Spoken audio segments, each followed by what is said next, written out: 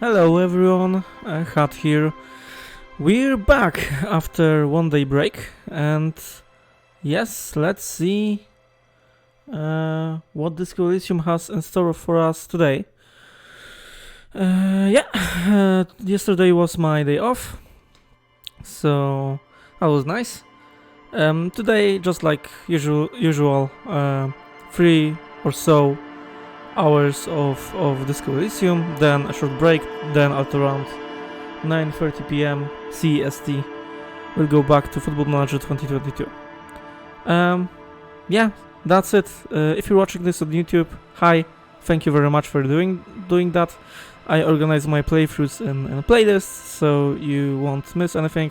I have in store some other YouTube activity, such as critique videos and stuff, so we'll see where that gets us. I plan to do my first one on this incredible game, Disco Elysium, once we'll finish it, which I imagine will take us some time, like maybe, I don't know, 10 more streams, something like that. So yeah, it will be a while, but after I'm done with it, then I'll try to prepare some thought-out critique video that will be, serving as a kind of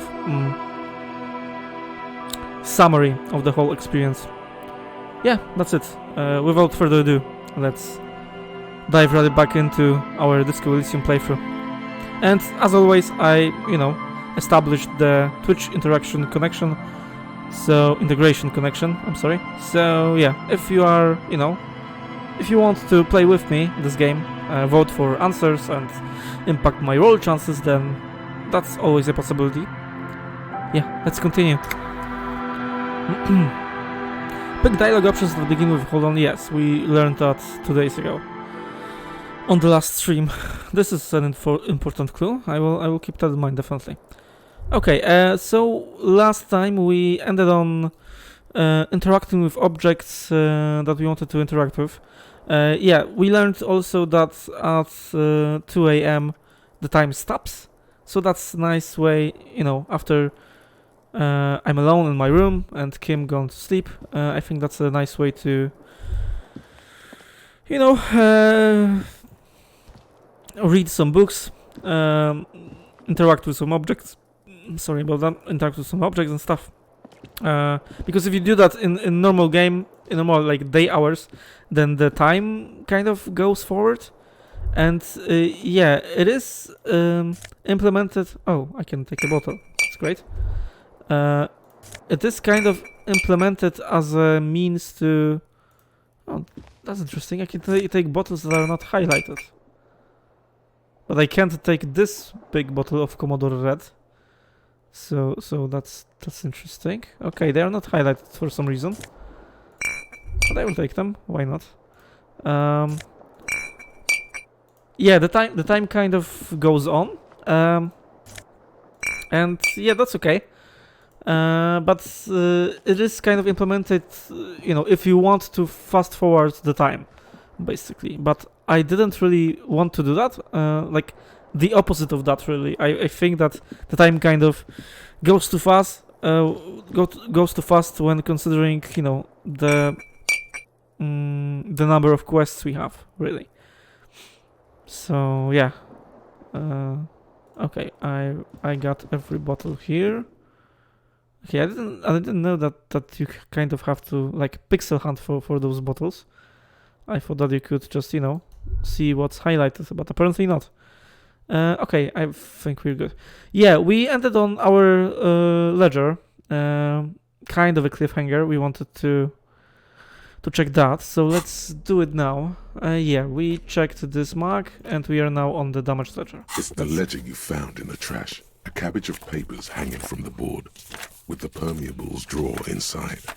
It's barely held together by a clip, then made complete by the faint smell of urinal cleaner. Mm-hmm. Oh, and an incredibly cool piece of kitchen tissue stuck to the back. Yeah, this thing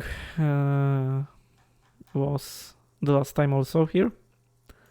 This description. Yeah, we've done everything here, I believe. So let's just, open this hidden compartment in the clipboard. I mean, everything besides 1-1, besides double ones, will win us this check. So it should be all right. Just Okay. relax. The two sides of the board are slightly misaligned, like a drawer that's come off the slides. All you need to do is bend the plastic on your knee, slowly. The slides snap back into place. It should be possible to just, you know. And a slider drawer, open weight. Somehow I didn't want to. Yeah, options with weight give you more dialogue. So I believe if I, pick that, then I still will be able to pick number 1. Number 3, fuck no, put the ledger away. Yeah, let's pick number 2 for now. Wait, somehow I don't want to. What are you waiting for? Just. That's because you know where this leads to. Yeah, okay, this is kind of an important thing. This hidden compartment. So I'm wondering what is in it. Truth be told, yeah, I played this game 2 years ago, but I don't remember really. What's up with that hidden compartment? Slide the drawer open. Let's find Without out. resistance or sound, the two panels move against each other. The compartment is now open. How mysterious. What's inside? 2 ticket stubs and a handmade postcard. Okay, pick up the ticket stubs. 2 octopuses are smiling, reaching their tentacles toward each other in the colored pencil drawings. The tickets permit access to the zoo in Revachol East. The aquarium costs extra. These let you go there too. Pick up the card, proceed. Fucking kill yourself, you asshole. What? Close the premier's compartment. So number 4, gets us back, I guess. Fucking kill yourself, you asshole. Normally I would be laughing, but I'm not laughing now. Like, this kind of sounds not funny. This sounds serious. Let's go with number 3 before we proceed with number 2. For some reason. I don't know. Fucking kill yourself, you asshole. The words just crossed your mind somehow. Who were they for? Who do you think? For me, of course.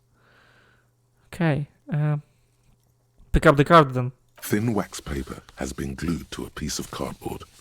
Sounds like leaves rustling when you pick it up. You see violet flowers, floral patterns, patches of glue. Smell it first. It smells of chewing gum, apricot flavored. Oh. Okay. Then we have like a wrapper of chewing gum or something that we wanted to, interact with too.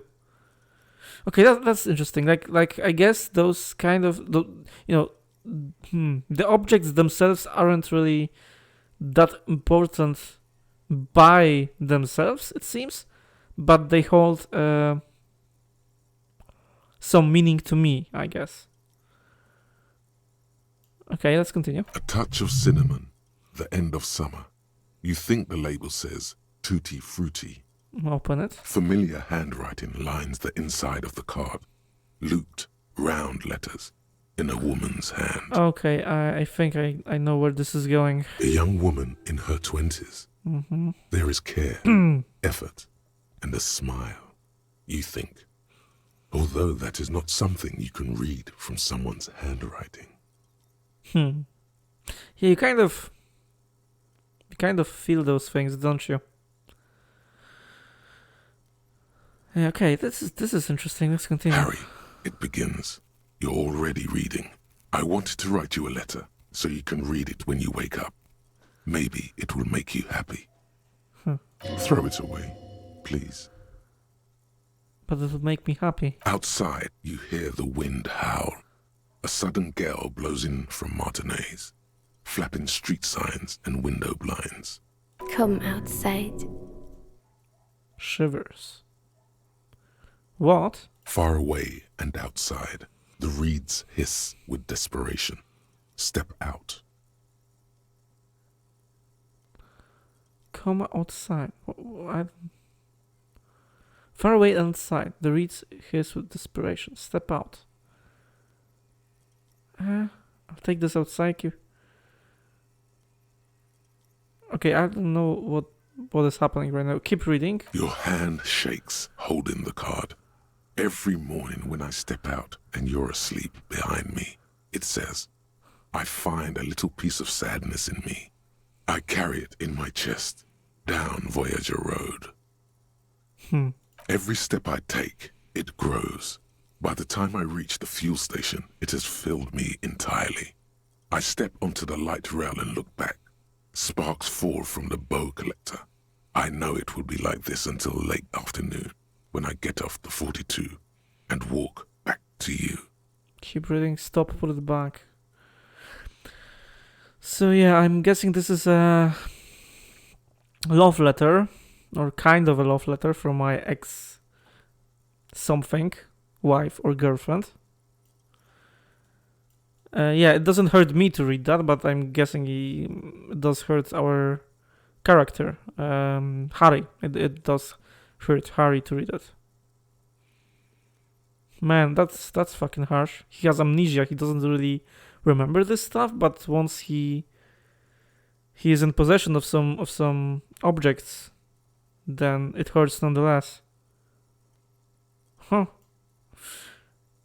I mean, of course we have to keep reading, right? Number 1. You. Every step I take will get lighter. It almost makes me run. Sometimes I do. I can't believe I met you. I can't believe the happiness I feel with you. You have a vast, vast soul, and I will always, always, always come back to it. Vast, vast soul. Wasn't it like you could pick an option what kind of soul you had at the beginning of the game? Where was it? When I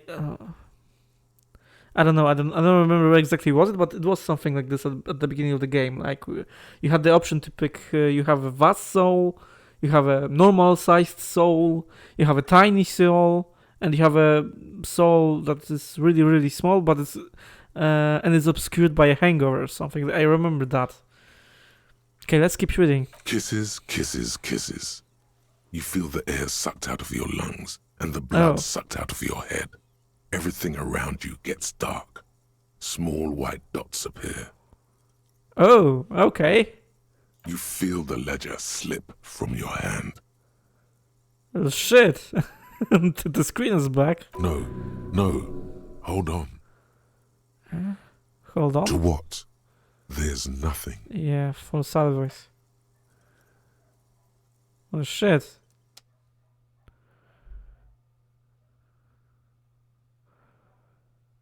Did I die? What the hell is happening, man?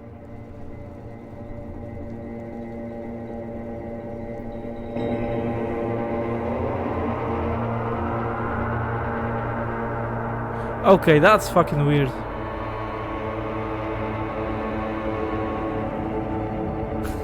Did the game restart? Begin. There is nothing. Oh, come on, don't fuck with me, game. Again. Okay, thank you. Nothing. Nothing sad, brother. No treachery, just blackout. Okay, just lie there, passed out. Well, almost nothing. There is the ground below you, that's still there. And the small light that's on, fluttering, somewhere in the basal ganglia. Who's that? That's me. Blue eyes, that's me. Okay, did I mention that I love this voice actor? That's one. That's two. Did I mention that I love this fucking music in the background? Like, come on. You have to appreciate this. Holy shit. This atmosphere that it creates, like sadness and hopelessness. Holy shit. Masterfully done. Masterful writing, masterful ambience creation. Okay, that's me, Blue Eyes, that's me. And who was that? Who was what? He speaks of the sickening longing The unwell emotion. Even in the darkness, he's grasping for it. Still trying to hold on to the great sorrows slipping in the water. Slimy. No, I was cool. I'm cool. The cool when you're dead, brother. Here in the paleo-mammalian cortex, we call it the shadow. Because it's always there. White morning, thought Kate. I can't access it right now. Tell him. Tell him. Ah, yes. In the olfactory system, they call it the apricot chewing gum scented one. It's unhealthy of them to linger on it so. But as they say, what do you do? Okay, so the smell reminds me of... And smells are the most potent, like, reminders of stuff. If you smell something that you smelled when you were a child, then it can evoke feelings, like, of nostalgia and such. So I'm guessing this, you know, apricot chewing gum scent is connected to the X thing. Smells so nice. Smells like betrayal.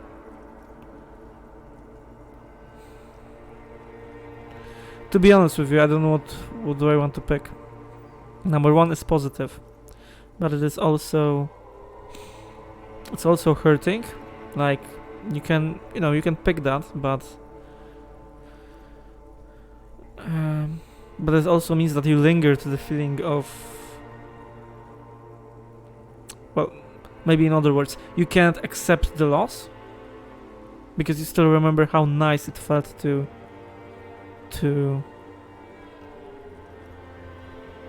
oh fuck this music. How nice it was to be with that special someone. And number two is very depressing. Like, it smelled like betrayal. But I believe it will let me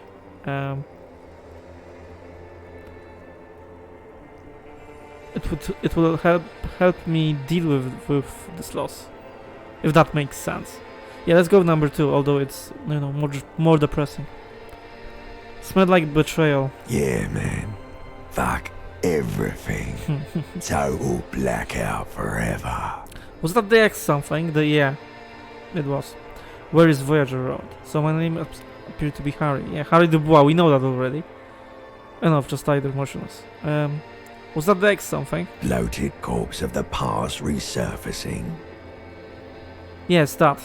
Let's pick negative answers regarding this X something because, you know, I don't want to like insult her, but if I would do that, then I would do that only in my mind, really, here. But so I guess no harm done. But yeah, let's pick those negative options because I believe if I, you know, if the thoughts of the X something will be more negative, then it will be easier for me to deal with them. Maybe. Yeah, I think that makes sense, kind of. Let's go with number two. Yes, that. Don't prod at it. It will start moving again. Okay, where is Voyager Road? There is no Voyager Road. There are no roads, no houses, no lights in the windows. It's all on pause. So my name appears to be Harry. Yeah, that's, I think, a silly question. Like, it was almost confirmed by multiple sources. Your name is fuck all. That's good to know. Thank you, ancient reptilian brain. It certainly ain't Harry. It ain't? Okay, that's interesting. Then what is it? Your name is passed out on the ground, dragged around by one of the other evil apes. They're taking you somewhere. Oh fuck. Stupid evil apes. Enough, just lay there motionless. You think they would let you? Until you disintegrate into biomolecules. No, Someone is breathing on your face now, inspecting your pupils, stupid idiot. I'm not coming back. I mean, I don't want to fucking die. What is that? It's cold. Yes, they're pouring something on you. It's Okay. in you. And it's... Water? Cold? It's delicious. Okay, it's water, I think. Glowing lights on a dashboard emerge out of nothingness. Alright, so I didn't die.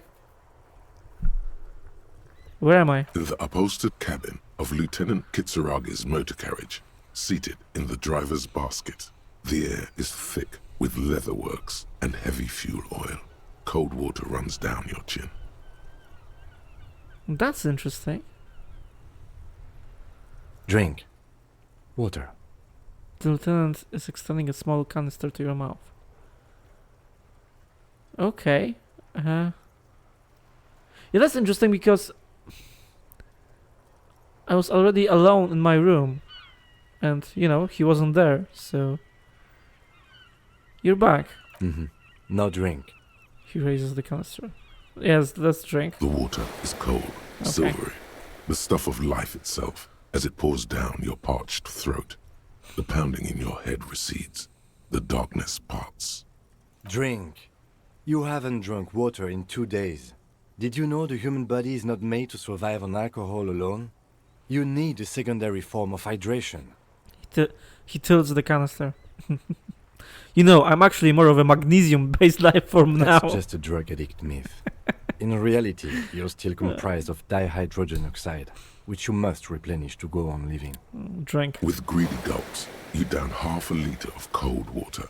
Some of it spills on the driver's seat. Oh. The lieutenant pays no heed to it. It's only cold water, so it won't do any like major damage, I don't think. But still, it's interesting because he's very protective of this motor carriage. I like noticed, and it's like no, it's kind of his passion. So, but okay, you know, he has his priorities straight. Okay, we won't like always agree with each other, but he's very like reliable. And also, again, we weren't together. I was alone in my room. Did you heard me like I don't know, hit my head or something? And how the fuck did you brought me down from the second floor to this motor carriage? Wouldn't it be easier to just, you know, lay me on the bed and then go for some water and let me drink it in my room or something? Okay, so many unanswered questions, man. What happened? Yeah, I should ask you the same. I came in contact with the burnt out ruins in the past, Lieutenant. I was dehydrated. It won't happen again. Fuck it. Start climbing out of the motor car. Yeah, number one, I should ask you the same. There was a call on the shortwave. Officer passed out in Martinez. He furrows his I brow. had a feeling it would be you. I'm glad I got here in time. Officer passed out in my... what the fuck? I passed out in my room. Did, like, guard notice me or something? But it was 2 a.m. and it still is 2 a.m., by the way. The time hadn't moved at all. Okay, that's a bit strange. How long was I out? I don't know. It could have been quite a while. He looks you in the eye, as if inspecting your mental state. Okay, there's something missing here. I mean, it doesn't quite make sense. I don't know. Okay, I came in contact with the burnt out ruins of the past, Lieutenant. I was dehydrated. Yeah, let's go with number 2. That does sometimes happen. He hands you the remains of your ledger. Item gain. Ledger of failure and hatred. Holy shit. I found this next to you. I'll pauses. tag along for the rest of the day if you don't mind. My business is concluded anyway. Are you okay to go? Let's solve this case. Maybe let's just go to sleep, dude. Just not. I believe. Okay. I believe this kind of. Yeah. We did this check for the first time, like you know, pretty early in the day, right? So, and I didn't pass it then, and I just passed it now for, you know, the second time I did it. So I believe like this this scenario made sense earlier in the game, but it doesn't now. Like maybe I picked the wrong moment to do it or something. I mean, it isn't like the major thingy, but still, it's kind of jarring. Okay, just not. What Good. the hell? The Ledger of Failure and Hatred is a special item that can be used both as an interactable and a tool equipped in your held slot for skill bonuses. Find it under the Tools tab in your inventory. Okay, that's interesting. Tools. Oh, okay, so we have another like thing that gives us bonuses. Good to know. Ledger of Failure. Okay, Inland Empire, Empathy, -2 to Authority. You already have a -2 to Authority. Okay, right, great. Let's go with a Priber maybe. And when it comes to this, oh, I can't interact with it now, or maybe yeah, I can interact with it here. This is the same ledger you found in the trash, only worse somehow. It makes you think about the letter, about the woman's handwriting, about not wanting to get out of the bed in the morning. Let's see It's it. the ledger you found in the trash. A cabbage of papers hanging from the board, with the permeables drawer inside. It's barely held together by a clip, then made complete by the faint oh, and an incredibly cool piece of kitchen tissue is stuck to the back. Slide the hidden drawer open. Without resistance or sound, the two panels move against each other. The compartment is now open. Inside, you see 2 ticket stubs and a handmade postcard. Okay, that's interesting. Number 2, the second option changed, but it isn't. It's still grayed out. Yeah, pick up the card again now that you're You outside. stare at the card, willing your hand to move. It refuses. Oh, It's too much. Not a game. okay. Ticket stubs. 2 octopuses are smiling, Yeah, this is the reaching their same. tentacles toward each other in the colored pencil drawings. The tickets permit access to the zoo in Revachol East. The aquarium costs extra. They let you go there too. You should go and kill yourself there. Oh shit! It isn't the same. There wasn't the last sentence in the first time I picked that option. That's interesting. That's freaking interesting. The game kind of fucks with me. I just got like chills because it was grayed out, so the game like didn't give me any incentive to click on these options again. But once I did, there's this new dialogue, and this new dialogue is, you should go and kill yourself there. Holy shit. I just got chills, man. Okay, It's close slightly. it. Let's close it. Okay, so I don't like. Let's change our stupid shirts. I don't want fucking Conan in the background, or maybe my horrific necktie. That's in the Conan's place, or a Menfjord Hjamdal place. Yeah, I don't fucking know. Shirt? Yeah, let's go with shirt. That's probably better. And a thought, yeah, we gained a thought, but we don't have enough skill points. White Morning. Temporary research bonus -1 to authority. Little guy gets further and further away. Little guy? Who is a little guy? Gets further and further away. Okay, let's see. You see yourself from above. You're passed out on the blue tiles of the hostel room floor. Even from this distance, you can see your eyelids flutter. At the mention of what? A great white object, letting out its sweet smell, like a lily of the valley. The little man's forgotten its name, but he still remembers the feeling. And look, he moves. The feeling animates him. He instinctively reaches out for the feeling's best friend, a bottle of Commodore Red. He puts on his disco clothes and gets smaller and smaller. Holy shit. Again, what a beautiful writing.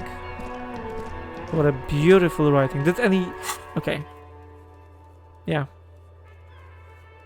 I'm in absolute love with this game. Did any, like, checks opened? We can do Joyce Messier. You know, we're outside anyway. Let's see if we can, like, go to her. It will be, like, just a quick minute. I kind of have an... I don't know if you noticed. I kind of have an obsession to do everything that I can before I end the day. Like, just, you know, I want to do as much as possible. And yeah, that's that. Okay, there's still Cindy. The lady should be still here too. Yeah, she is. Hey, Joyce. The woman that has the greatest conversation in video games history ever written. You're back. Good. What can I help you with at this late hour? She takes a sip from her silvery thermal cup. It's night. Don't you ever sleep? Matter of fact, I don't. She takes another sip. Better not to poke further. That's good. This way you can answer me some questions. No. Why is that? I have a medical condition of my own. Nothing unusual, though. I'm old, you see. Oh. That's good. This way you can answer me some questions. Of course. That's what I'm here for. Okay, it was in the, like, reality lowdown menu, right? So, where is it? I've got, yeah, number 7. I've got some more questions about reality. More lessons in basic reality? My favorite part of the day. Go ahead, ask me anything. She's positively surprised. Yeah, this is still locked, but let's go with... Okay, I'm very, like, happy that we still have a little bit of more of a dialogue with this amazingly intelligent lady. I mean, I just, you know... Oh, it's so great. It's so great. Okay, let's see. What is? Think of something close to you. Esprit de corps. 58%. Isn't bad. RCM Kim the brief done. Yeah, okay, so the check opened because of the brief of Kim. Okay, let's see. 58%. It remains a shit. mystery what you mean by this something close. This isn't about you. It's about reality. Well, fuck you. Second time in a row and I failed this check. Okay, but yeah, I'm not too mad.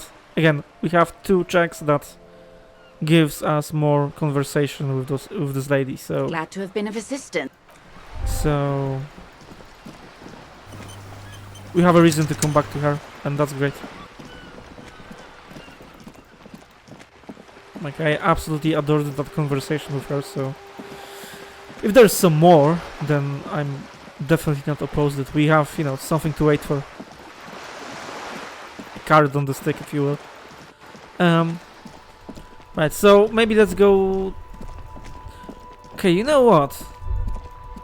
Let's go here, right? Before we go to sleep, we wanted to interact with more items. Let's do that here. If you pass out again, then we're like, you know, with Kim at least. So. And yeah, we have this. So it's not in the realms of impossibility to to pass out again because we I don't know, we smell this or something. Yeah, let's interact with the photo of the tattoos. Then Kisaraki snapped this photo of the hangman's tattoos. It displays the intricate web of blue lines stretching across his torso. You have to admit, it looks quite cool. Let's see the racist mark again, because I believe we checked it, you know, by ourselves. It's just a racist, but it... Okay, it's, yeah, nothing to do with it. Yeah, photo. An intricate web of blue lines stretches across the torso of the hanged man, from the right shoulder to the solar plexus. Each time the lines intersect, a small white star is formed in their crossing. Hundreds of fading asterisks riddle his skin. Their concentration is highest around his heart. The pattern still kind of has an ethnic feel to it, but nothing familiar. Who are you? Gone. Okay. That's a straight up answer. What's the meaning of this tattoo? For you to discover. You've gotten as far as you will without assistance. Someone who knows about history could tell you. Okay, so Joyce. But she won't tell us anything until I find my badge, I believe. So, okay, great. Put the photo away. Yeah, let's see. You know what? I have a window open in my room and it's getting quite chilly. So I have to go close it. Wait a second. Just 5 seconds.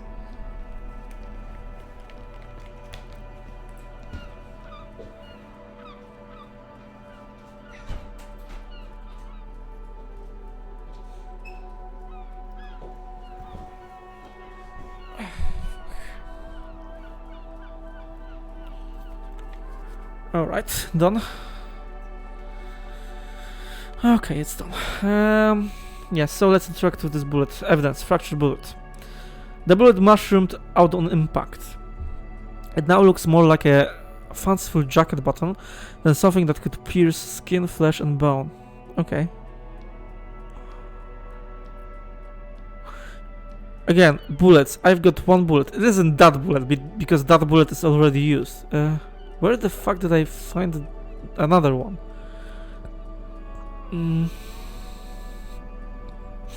Okay, I don't remember. Well, it's not that important. The bullet is safely sealed away in a plastic bag bearing the RCM stamp. Kim has filled out the label on the bag with the item number, case number, and date and location the bullet was found. Okay. Beside his orderly handwriting, the bullet looks especially sad, like a tiny, shriveled head of cauliflower. What do I do with your bullet? What? 10 steps closer. I said, what do I do with your bullet? Well, if I was the bullet, which I'm not, I would say find the weapon that shot me. Good idea. If we find who owns it, Oh. we will have likely found who used it, possibly to kill our victim. Find the murder weapon. Great. We have another In task. conclusion, the more we know about this bullet of yours, the better. Feel the bullet through the bag. The squashed bullet has some sharp edges where the jacket has split open. It feels cold, even through the bag. So again, okay, I think that my approach from earlier, that I wanted to interact with objects alone in my room, was really like not good. You know, the whole idea that Kim brought me down from upstairs to his motor carriage by himself, I assume, because I don't see guard helping him, and you know, started pouring water into my mouth. Like, this kind of sounds stupid. So I believe the game didn't really intend for me to do it. And again, I checked this bullet and he has some dialogue to interject with. So I don't know if it would work if I checked this evidence by myself in my room. So yeah, okay, let's do that. When we interact with some books and with some objects, then let's do it at 2 a.m. because the time stops there. But let's do it with Kim. So before we go back to our room. Yeah, I believe that's a good plan. Yeah, let's do that from now on. You wouldn't ordinarily have cause to handle jacketed bullets. The citizens' militia uses cast bullets only. Little pebbles of metal loaded from the muzzle, usually in a cartridge. Inspect the bullet closer. The jacket of the bullet is made of a yellowish metal. It has blossomed out to reveal a dark grey core. The base of the bullet is close to 5 millimeters in diameter. Look at the jacket. You can just about make out a few striations near the base of the bullet. Little hairlines, linear. It feels standard. And the core? It's quite destroyed. Some of the fragments are still lodged in the wound. What can you say about the bullet so far? It's a jacketed bullet close to 5 millimeters in diameter. A jacketed bullet. Okay. It would have been shot from a military-grade breech-loading rifle, not from a muzzleloader, like those typically found on the streets of Martinez. Okay, find the murder weapon. Yeah, we perform the ballistics. Perform an advanced analysis using hand-eye coordination, I believe. HE. Highly unusual. The people of Revachol haven't carried breech-loading weapons like this for nearly half a century. Even the RCM uses ordinary unjacketed conical bullets. This is strange. Very strange. I like this, officer. Strange means unique. Unique means incriminating. We need to find the gun that shot it. Okay, so it isn't popular. So if we find the gun, then we have our perpetrator. Something tells you that won't be anytime soon. Okay. This'll have to be one of those epic tasks that's open for a while. Okay, thank you, game. Because, you know, there are some gameisms that in this kind of RPGs you want to like cross out the task as soon as possible, but it kind of tells you, you know, you have to wait maybe to the end of the game release to cross that out. So the completionist in me is happy with that, because I will be trying to cross out every fucking task here. I want to complete everything. I want to see the most that I can see in one playthrough, I guess. Again, this music, holy shit.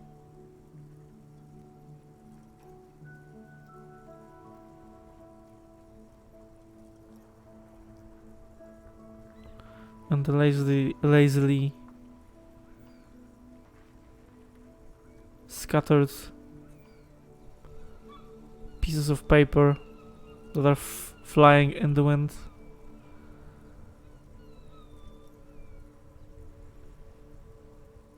Okay. Ah, shit. I'm in love with this game. Yeah, let's do this check. Legendary, holy shit. Try to determine what type of weapon shot this. +1. Encyclopedia said this came from a breech loader.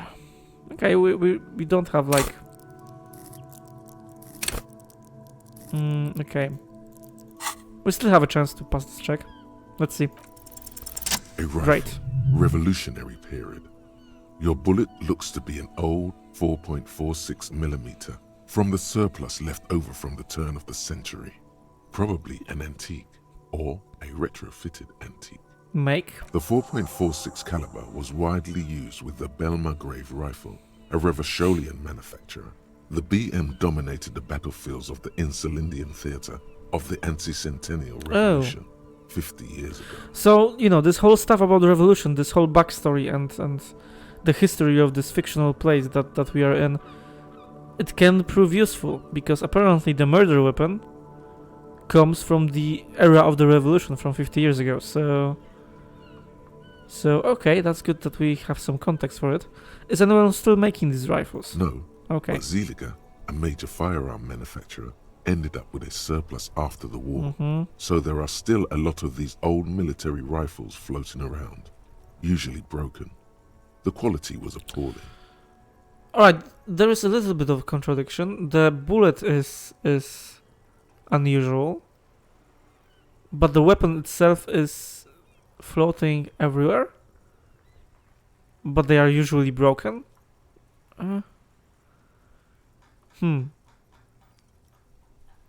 Yeah, strange. Who uses Belmargrave rifles these days? Antiques enthusiasts, guerrilla fighters in distant countries, a few lucky jamrock bangers. You're looking for a well-preserved antique, most likely. Okay. What are you thinking? Bullet? The lieutenant jots something down in his notebook. I think I know where this came from. Dangled the bag thoughtfully. Okay. And? I mean, I have some ideas, but can't be sure. Yeah, let's go with number 1. The shot probably came from a Belmargrave rifle. An antique. That makes sense. There can't be many breech-loading rifles floating around in Martinez, or anywhere in Ravachol, really. Why not? Sure, there's some arms trafficking, but the laws prohibiting the use of breech loaders we inherited from the monarchy have been effective, from what I've seen. Some new RCM recruits get impatient with their muzzle loaders once they've trained with military-grade weapons, but they realize it's worth it in the end. Prohibiting peacetime law enforcement to front-loaded rifles is a policy enforced by the Moralist International in all the nations of the Real Belt. Worth what? Getting shot? Imagine if everyone, cops, citizens, had access to firearms that could shoot multiple rounds without pausing to reload. After the first shot, the second, third, and so on come much easier. I agree with that notion, definitely. Yeah. I never understood, and again, I don't want to get too political, but the game is political, so let's fucking discuss this topic. Yeah, anyway, I already like confessed that I don't like communism, right? So I will confess to you another thing. I don't really understand from a point of view of someone who lives in Poland. I don't understand the debate of having guns and not having guns that's so prevalent in the United States. Like what the fuck? You know, the whole culture of US people is, oh, I have to protect my home and I have to have the access to firearms and stuff. And it's really like, I you know, and I think Europeans generally look at that with bemusement and like it's hard for us to grapple with it, I think, because just look at the fucking statistics. like, I don't know, man. I don't want to get too political, but still, I think it's a good thing that to at least try to prohibit people from having fucking automatic rifles in their house. Yeah. The fact that you can like get, you know, go to Walmart and buy a gun is fucking idiotic to me. Just look at the statistics. Like you always hear about these shootings in the US, but yeah, there are some shootings in Europe from time to time, but they are so fucking rare. Like, man, just I don't know. Take example from the world. Okay, that's it. I won't make any further comment about it. At least not until the game will do so. But back to the investigation. Yeah, back to the investigation. Seems we're looking for an antique enthusiast. Could the victim have been mixed up with some foreign guerrilla fighters? Have well-armed jamrock bangers started crossing over into Martinez? Yes, something mysterious is afoot with this antique bullet type. I don't know. I don't have enough information. I'm just like guessing here. I don't know. Number 2, I guess. The victim could have been mixed up with some foreign guerrilla fighters, I guess. Let's find out. Yeah. Next step, finding the gun itself. The bullet has nothing more to say, put it away. Okay, and the books. Let's see. Book, La Fumée. I don't know how to fucking say it. Volume 1, number 4. The leading intellectual organ of Martinez communism. Oh, okay. So we will get more political. Thanks, game. We will read about communism. Offers a radical Mazovian perspective on a range of contemporary issues. The cover features a stylized portrait of the late King Friesel with a pair of white antlers growing out of his head. Let's see. The front of this quarterly journal features a large satirical portrait of the late King Friesel. From the sides of his head, a pair of white antlers spread to the corners of the cover. Why Friesel? Because Friesel was incompetent, foolish, and cruel. In short, the embodiment of everything the communards wished to overthrow. It's satire, you see. Okay. Flip through the pages, I'm sorry. See what catches your eye. To your disappointment, there aren't any full-color pictures to direct your attention. Just column after column of closely set text, interrupted occasionally by little doodles in black and white. Yeah, that tends to happen with these After kinds of books. rifling the pages with your thumb several times, you return to the table of contents. The magazine is divided into several sections. International developments, Kunst und Kultur, and local concerns. Just inside the cover, there's also an editor's note. Read the editor's note. Comrade, as you know, this journal takes its name from Mazov's immortal expression, Du cristal à la fumée. This was his way of describing the way the rigid, crystalline structures of capitalist ideology turn to smoke under communism. But, like the structures of capitalist ideology, we too are at risk of going à la fumée. Unlike many publications which are content to spoon-feed their readers reassuring drivel, La Fume is committed to telling the radical truth, even when that truth may drive away potential subscribers. Okay. So please, if you value our radical Mazovian perspective on contemporary politics, culture, and international affairs, please consider subscribing today. Yours in struggle, the editors. Whisper. Kim, I think this is a communist magazine. Play it cool, pretend everything is in order. Okay, we have to like interact. When we interact with objects, we have to do it with Kim. We have to do it with him. Kim, I think this is a communist magazine. What do you expect? It was laying around the office of the Debarders Union. They're probably bankrolling the thing. Okay. You flip back to the front of the magazine. The table of contents unfolds before you. I want to catch up on international developments. This section includes a long, tedious critique of the latest round of free trade negotiations between the EPIS nations and the Free State of Semenine. You also skip over an article about heavy fuel oil smuggling along the Messina border, something about bear wrestling in Samara, book riots in Yugograd. Whoa, whoa, whoa. Bear wrestling. Flip back to that. Yugograd. Like Yugoslavia, or an equivalent of Yugoslavia, maybe. Bear wrestling. Alright, let's see what this bear wrestling is all about. It seems to be part of a new public fitness initiative in the People's Republic of Samara, SRV, devised and promoted by none other than President Kenezinski himself. Kenezinski. Okay. Right, so this is... Okay, there are real world equivalents, like apparent. This is Putin, right? According to this extremely credulous account, Uncle Sport, as he's affectionately known to his people, has recently decreed bear wrestling the national sport of the SRV. Okay, that's great. Hang on, tell me more about this Uncle Sport. Based on the description in this article, he appears to be an extremely competent and democratically elected president. Okay. I mean, theoretically, Putin is also democratically elected, but yeah, it's you know, it's kind of a facade. Sapormat Sport Kenezinski is well into his third decade as president of the SRV. He's Putin, alright. Outside Samara, he's known for three things: brutal repression of internal dissent, monumental corruption, and a near pathological obsession with physical fitness. Right. Great, now let's get back to the bear wrestling. It's quite straightforward.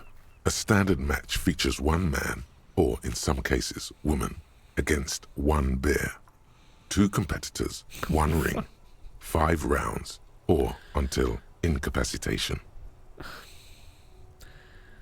Yeah, I'm guessing the bear, like, isn't really a competitor because he doesn't know what's going on around him. Like, according to the SRV's Ministry of Information, the program has been a tremendous success. Oh, great. Public support stands at 87%, and youth obesity and alcoholism rates are down 12% and 7% respectively. Yeah, great. Yeah, let's just kill a couple of bears, I guess. I guess it's hard to fight the bear if you're out of shape. I guess it's hard to fight the bear if you're drunk. Both of those sentences are true.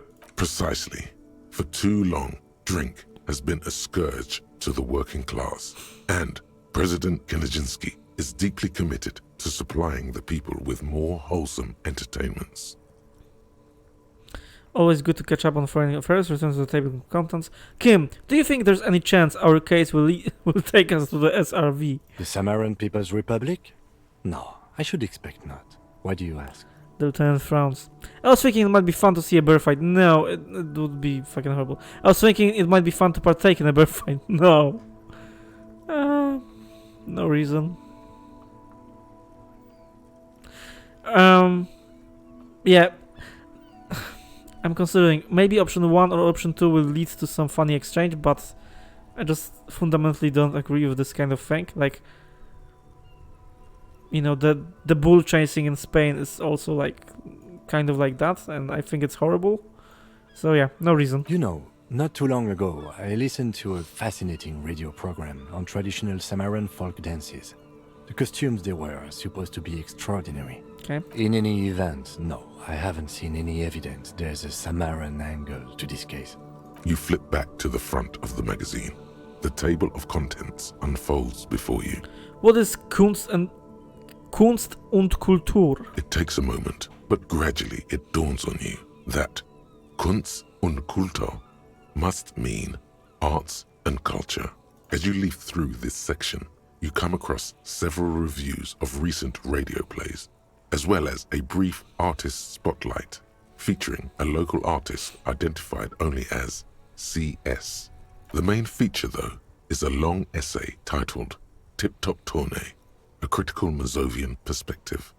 Read the profile of CS. This so-called artist spotlight is really just a brief Q&A, made all the briefer by the subject's evident hostility to her interviewer. Just a moment, what is this tip-top tournée? The actual article is surprisingly light on details, but after skimming a page or two, you gather that it has something to do with motor carriage racing. Oh, that may be interesting to Kim, I guess. If you don't follow it, you only ever hear about the ludicrous sponsorships and obscene death toll. Oh, okay. Alright, let's see what these communists have to say about Tip Top. You think you're settling in for a relaxing recap of the most recent season, maybe sprinkled with some nice anecdotes about a few of the more colourful drivers. Instead, you find yourself skimming a 10,000-word feature about all the politically problematic aspects of Tip Top Tournée. Wait, what's wrong with this Tip Top? Where to even start? For one, there's the crass commercialism of its sponsorships, and then there's the practically criminal emphasis on deadly motor crashes. Alright, so it's an equivalent to NASCAR but more bloody, I guess? Hang on, who wrote this stuff? Oddly Communists. enough, this article has 2 bylines: Nasteb Encolada Bernal and Exilus Buka. There's no way those are real names. Wait, why aren't they real names? Have you ever met anyone named Exilus? Okay. Come on, they're plainly pseudonyms. I mean, there are some weird names in you know, other parts of the world, right? So, and this is fictional world, so it isn't like that big of a stretch, I don't think. But okay, if the game tells me there are pseudonyms, then they are probably pseudonyms. What's about sponsorship? Under capitalism, the article says, every pursuit has its price. Every pleasure, even one as elemental as the joy of racing others around a track, is reduced to an advertising opportunity. I mean, every pleasure, even one as elemental as the joy of racing others around the track. Is it an elemental joy? I don't think so. Thus, the so-called tournée becomes a competition between increasingly meaningless brand signifiers. Your discount laundry detergent racing against a pack of Astra cigarettes, or even a Fritta. Right, but then you get to see them crash. And that precisely is what's problematic about it. Were it not for the promise of random, spectacular violence, audiences would quickly lose interest. Alright. At the end of the day, it's the destruction of these 750,000 real races that you're really watching for. No, I'm pretty sure I like it for the racing. Wow, you're right, I really am just in for the violence. I mean, what the fuck, I don't... I guess number 2 is right, yeah. But it's more honest.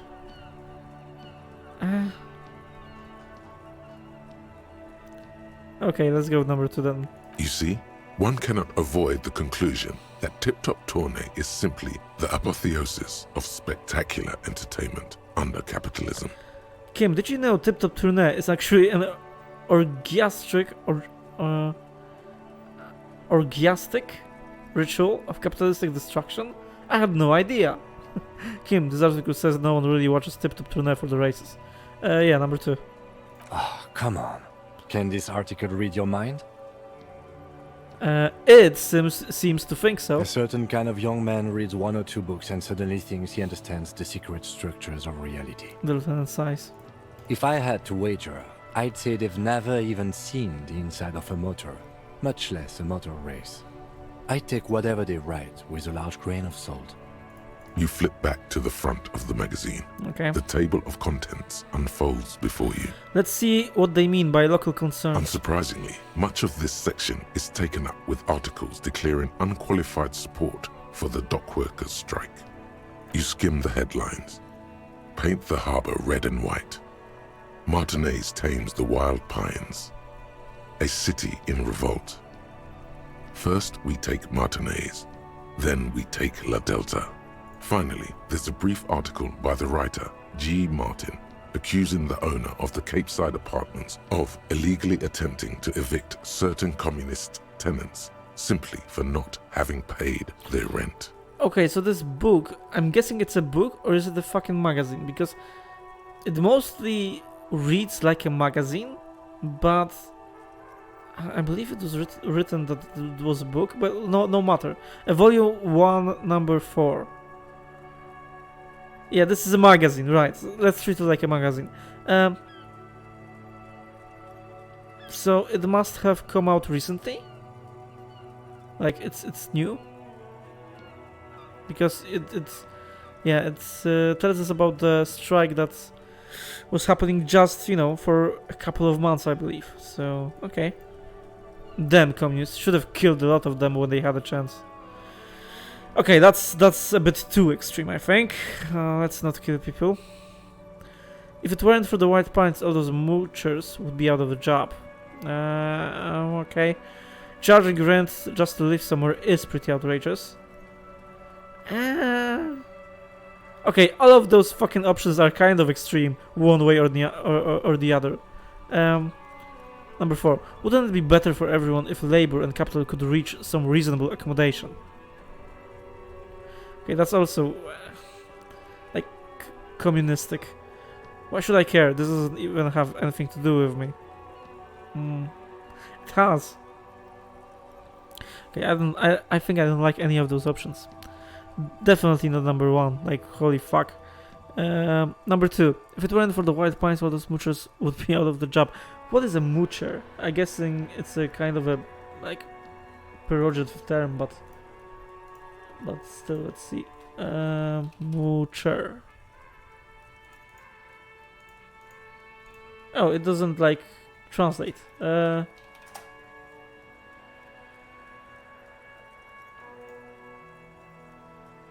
Okay, like a beggar. Okay. A bum, a beggar. Okay.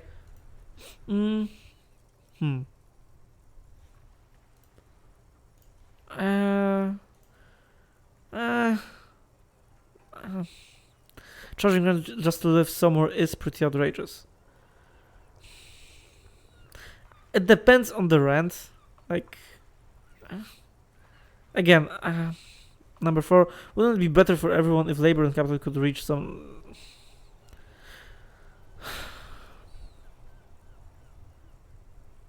Number 5 then. I don't like any of those options. Like, this doesn't happen like often in the game, but yeah, this is the one thing that I don't like agree with in any way. Any of those options seem bad for me. Okay, number 5. Why should I care? This doesn't have anything to do with me. The eternal problem, according to G. Martin, is that under capitalism, the worker is rendered incapable of perceiving their own agency or lack thereof. Thus, they tend to experience their own oppression as though it were happening to somebody else. Is that true? Have you felt estranged from your own self recently? You flip back to the front of the magazine. The table of contents unfolds before you. Okay, put the magazine away. Okay, so it was a magazine. No, it's... You see, it's titled a book, but it's clearly a magazine. Alright, let's go further. Book, 16 Days of Coldest April. The cover features a row of concrete buildings with a monochrome rainbow in the sky. It tells a rather excruciating story about two lovers during a period of ethnic unrest in Yugograd. The book has been filed under psychological realism. In your hands, you hold 16 Days of Coldest April by Yekaterina Dahl. The cover image shows a row of concrete apartments above which span a black and white rainbow. Feels heavy. Indeed, the book is unusually heavy in your hands, as though the cover were lined with lead. It would do that in Grad. How long is this book anyway? You flip through the book. The pages are thinner than you realized, and the type quite small and tightly set. It's nearly 600 pages long. Real art is dense and difficult. If it didn't feel like you had to wrestle a suicidal bear to get through it, you weren't really reading. Yeah. Look at the back cover. The back cover is dominated by a black and white photograph of the author. What does she look like? She can't be much older than her mid-30s in this photograph. And yet, from this cover, the eyes of a sad old woman stare back at you. Start reading. In cold, detached prose, the author describes a scene from one of the Yugograd riots in the 20s.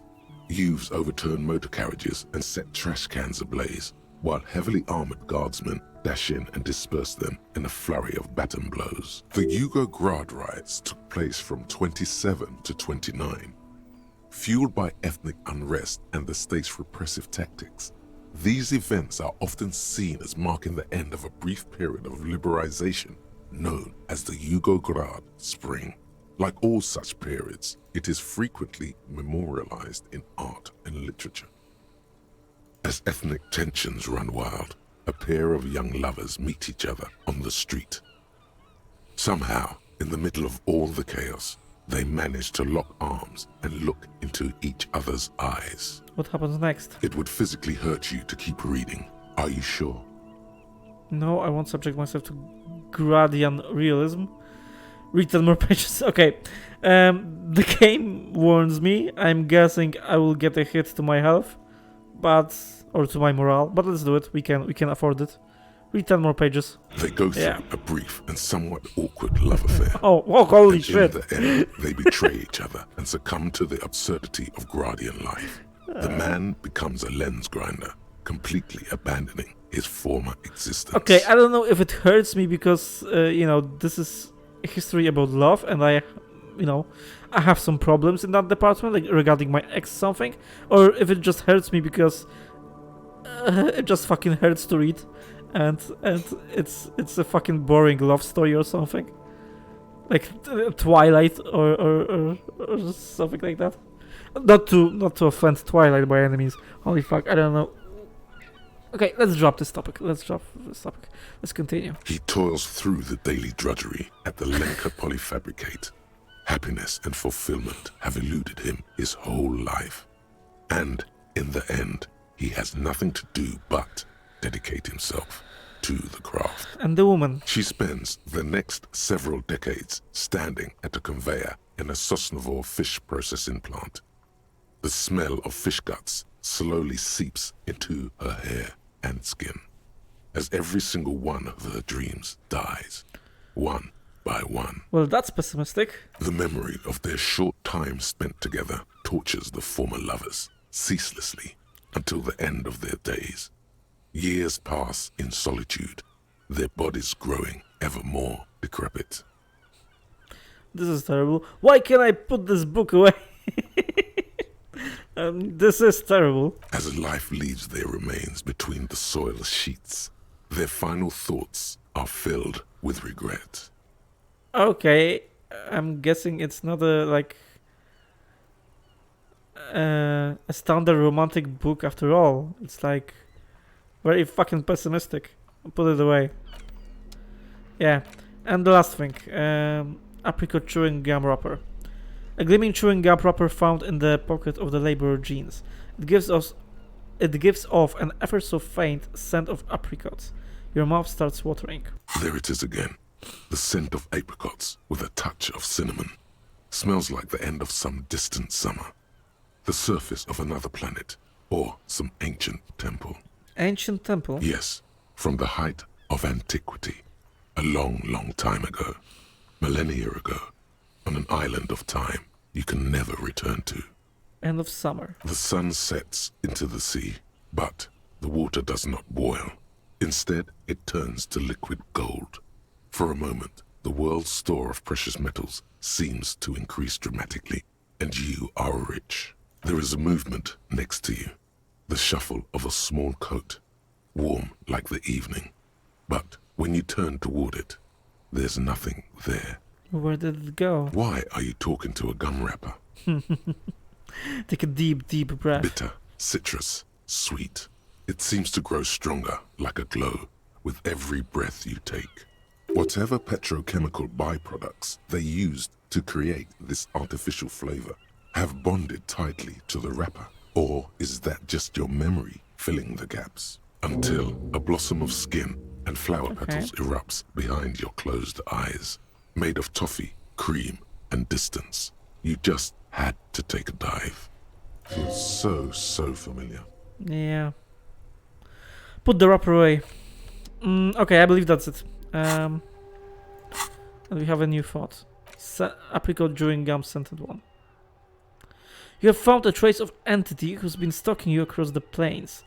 The Gloomstalker, the conglomeration, the shadowy organization behind your downfall, possibly connected to the dreaded X something, yeah.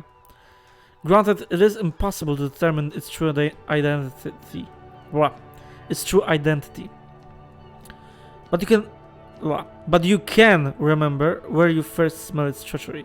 Yes, use the Tutti Frutti gum wrapper, reconstruct the day you first breathed in her untrustworthy atoms. Reconstruct the day you first breathed in her untrustworthy atoms. Yeah, so it's about our ex-lover, I presume. Temporary research bonus, -1 reaction speed, living in the past. Yeah. If we have an option, you know, I will like unlock all of those thoughts. But we don't have skill points yet. Okay. Another fucking chance to pass this check with Joy's mess, yeah? Let's try it. Let's try it. I wanted to finally go to sleep, but come on. We have a chance. So I'm guessing maybe in this gum wrapper or something there was, or maybe in the bullet. In one of those objects there was some hidden thing that opened this check modifier. You're back. Good. More lessons in basic reality? My favorite part of the day. Go ahead. Ask me anything. RCM uses unjacketed ammo. I mean, okay, there's another number, +1. We have to fucking pass this check. Like, we have to. Come on, game. It remains a mystery what you mean by this something close. What the actual fuck? It's about reality. What is it, third time? Fourth time? Oh, fuck you, man.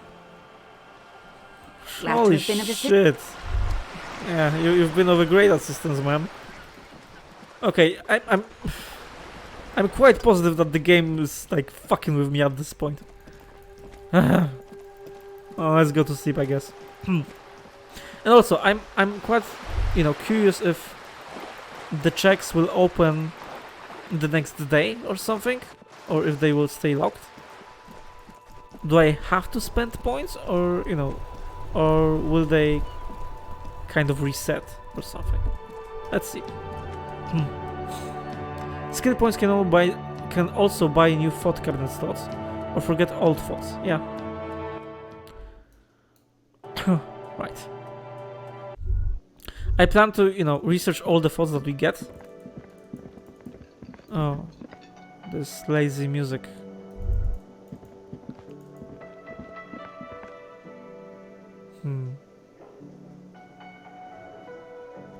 Yeah, I plan to research all the thoughts that we can get. So once we unlock all the slots, then we start like forgetting some that I feel are not that useful.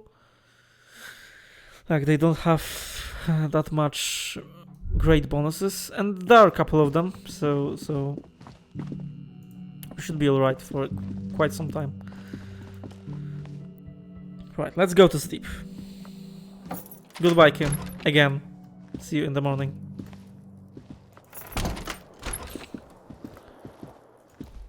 Right. And that's all, I'm guessing. Yes. Every check besides the measurehead one that I won't do is locked. Let's go to sleep. Here, right? That doesn't sound the bed inviting. is cold and not particularly inviting, but it's yours. The sheets look awful. The option to go to sleep becomes available every night after 9 p.m. I don't think I will be like taking that option at 9 p.m. Maybe something will happen in the game and I will have to or something, but right now I just, want to do everything that's possible as quickly as possible and cram all the things that I can into one day. Well, let's see. Crawl in. The sheets feel at once coarse and clammy against your skin. The bed sags beneath your weight as you stretch out and finally close your eyes.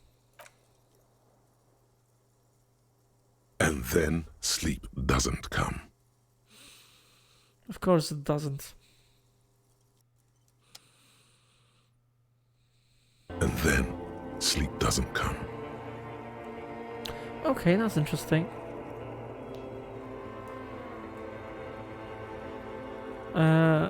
The dialogue repeated itself, but in a different way. The narrator said the same thing, but differently. So that's interesting. Yeah, but I want to sleep. Obviously, you're in bed with your eyes closed, but it's not happening. Why? Maybe it's the bed's fault. Check the pillow. Its synthetic filling has separated into hard lumps. The pillowcase smells oddly. Smells of alcohol and sweat and grease. Check the blanket. It barely covers your toes, stretching over your soft belly. This is your body here, intimate and warm, breathing, a bit tense in the muscles. Relax. Under your thrumming eyelids, you see a dizzying array of colors. You won't get off this carousel quite so easily. Roll over to the other side. It's a little better. Yeah. Colors, scenes, and half-formed phrases still litter your mind. Part of you is still trying to solve the case, isn't it? No more thoughts. Fall asleep now. Your breathing steadies. A great silence washes over you until your eyelids twitch in your sleep and images start forming.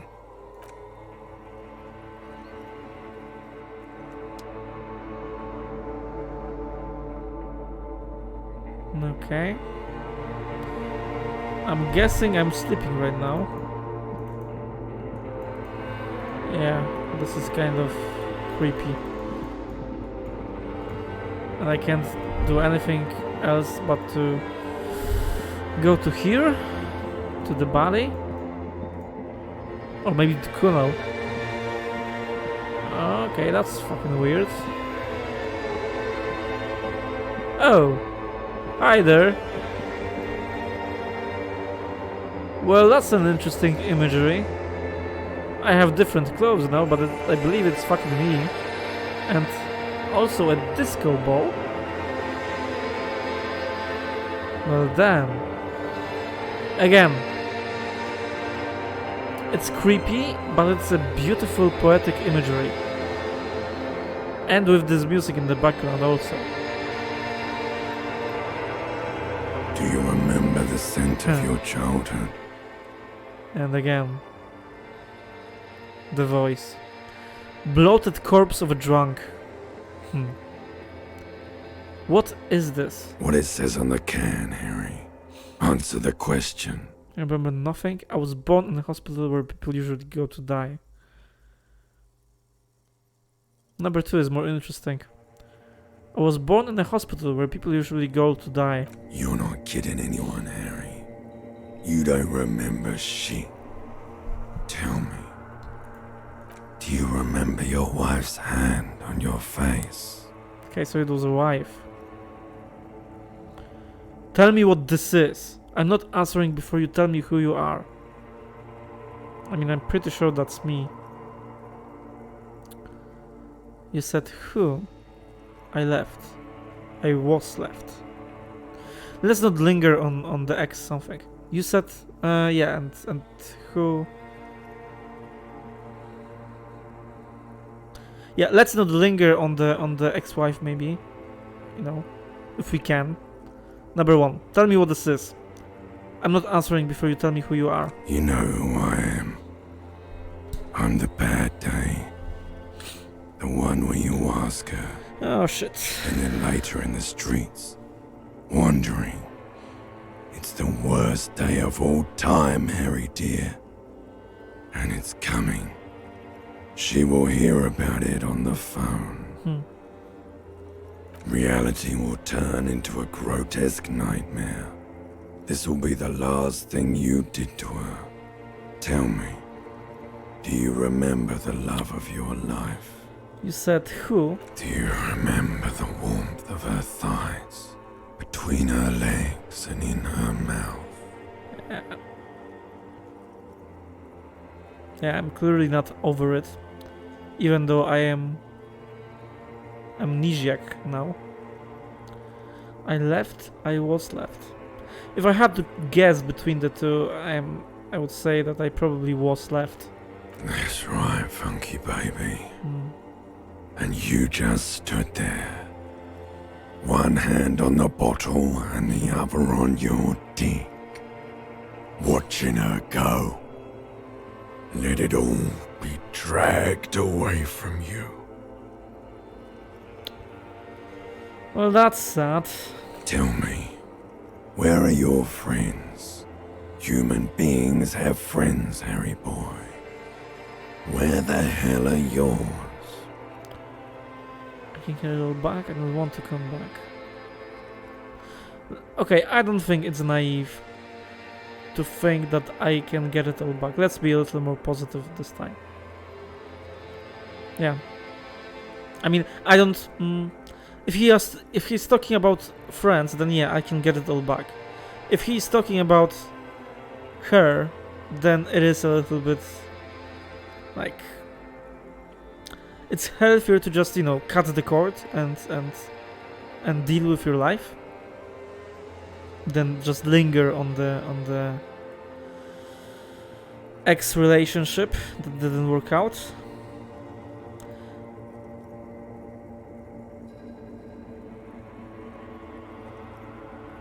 Let's say number 1, but I can get it all back. I don't want to go back to the relationship that didn't work for some reason. Okay, let's go with number 1. No, it's gone. 3 times gone and never coming back. You failed. You failed me. You failed Elysium. What is Elysium? Everything. The Pale and the Isolas. On the surface. The outer magnetosphere. Burning, furious truth. 8,000 years of written history. Holy shit, what a voice. What a fucking amazing voice.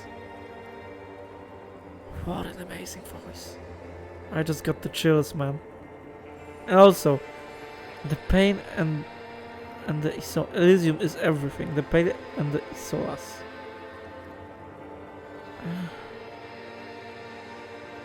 Isolas are... I believe they are like equivalents to our continents. I want to say that. I'm not sure. I don't know what this is. Pale? But I think like someone already was speaking about it. I don't know.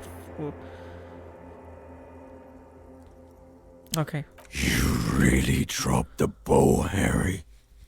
4.6 billion people. And you failed every single one of them. You really fucked up. I don't think any one of them like gives a shit, to be truthful. And that can be a consolation or a really bad thought to have. I've talked to you before. No, Harry. You were just talking to yourself. That's all you ever do, I'm doing it now. even in your dreams. Yes. And the act is wearing thin. The spots of the disco ball fade around you. Do they?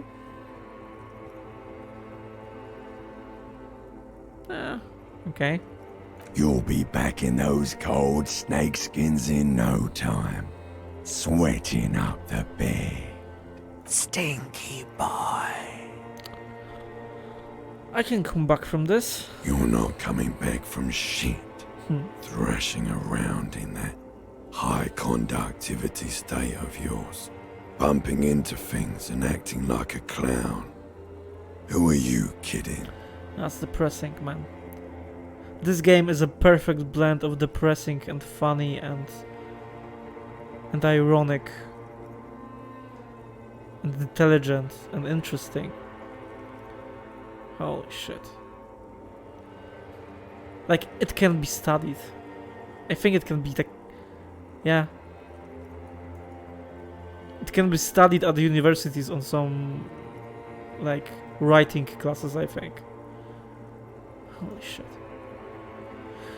I'm trying to solve this case. My mind is tired and broken. Help me. Number 1, let's cling to something. Let's cling to something that is real for now, and you know, maybe in time other things will start, you know, resolving themselves. You're trying to what? I can't hear you. This is just a word dream now. Jumbled up garbage. The pictures are gone. The bed rises to meet you. A thin, sleep-like state. More glass than velvet, grinding in your head. So something is wrong. Sleep shouldn't be this bad, this dry, this unnourishing. There's something wrong with your thoughts. Some kind of new type of hangover. God, there's no... I'm sorry. God, there's another type? Oh yes, party boy. And it's worse than the one before. Just think of the shit you saw. Here it comes too. So soon already. The silent alarm goes off in your head like clockwork. Barely let you sleep at all. Time to get those clothes on, Harry. Yeah, I guess I went to sleep pretty late, didn't I? Time to go to work in the shit factory.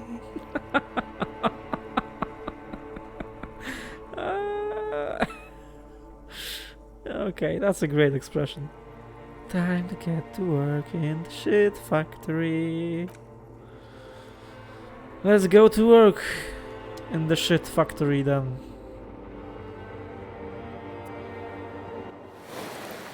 Well, that was interesting. Holy shit. Okay, and all of our stats are healed up. Huh. I apparently slept in the same clothes that I had. That's not hygienic, I don't think. Good going, buddy. Thanks. Oh my god, what the hell was that? I just had the most beautiful dream. Uplifting, rejuvenating. Is that how it's going to be now when I close my eyes? Let's deceive ourselves. Let's have a little bit of fun with ourselves. Number 2. I just had the most beautiful dream. Uplifting, rejuvenating. Really? Yes. Because you feel even worse this morning than you did last night. Oh, come on. What the hell is going on with me? You mean, why are you so tired? Too tired and down to even think? It is worrying, isn't it? You can't be a detective like this.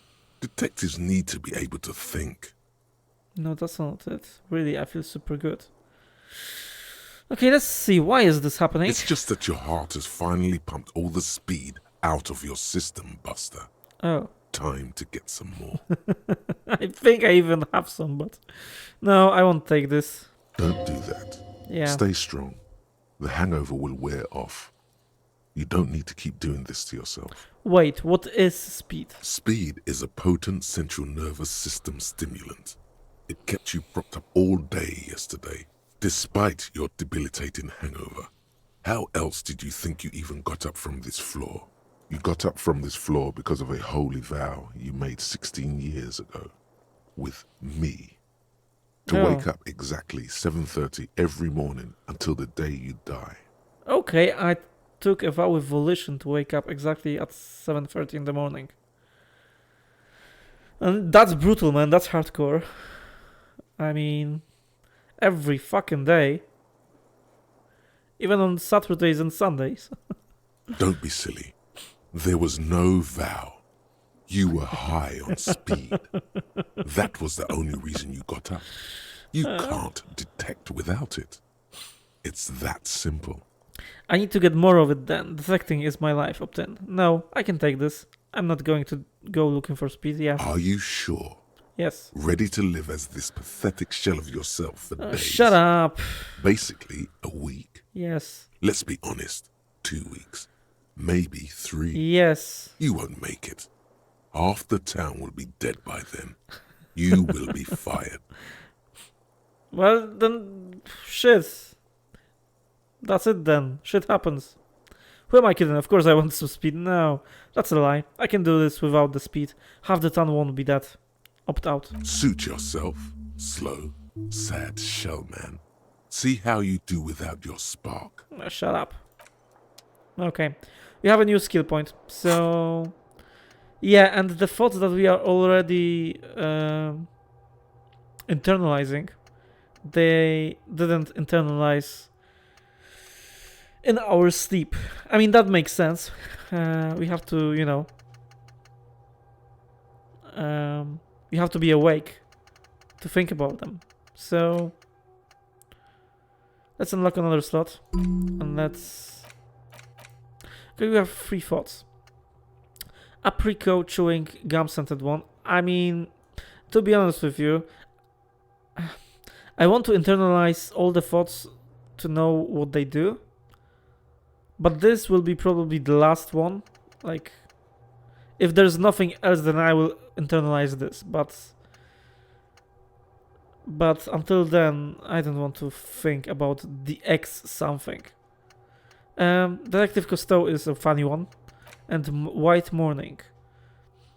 You see yourself from above. You passed out. Okay. Look, he moves. The feeling animates him. He instinctively reaches out.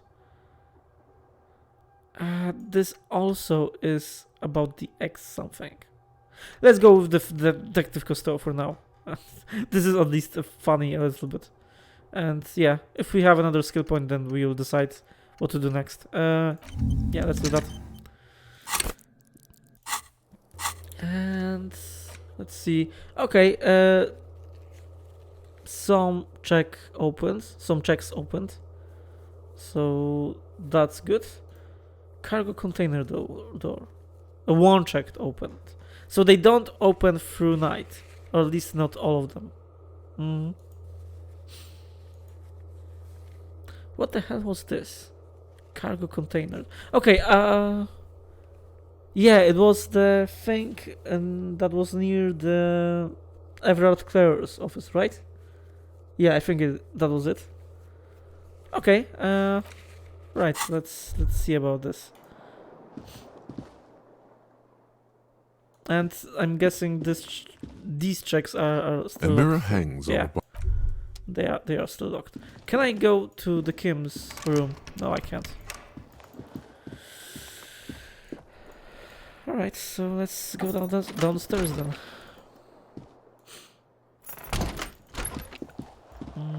Yeah.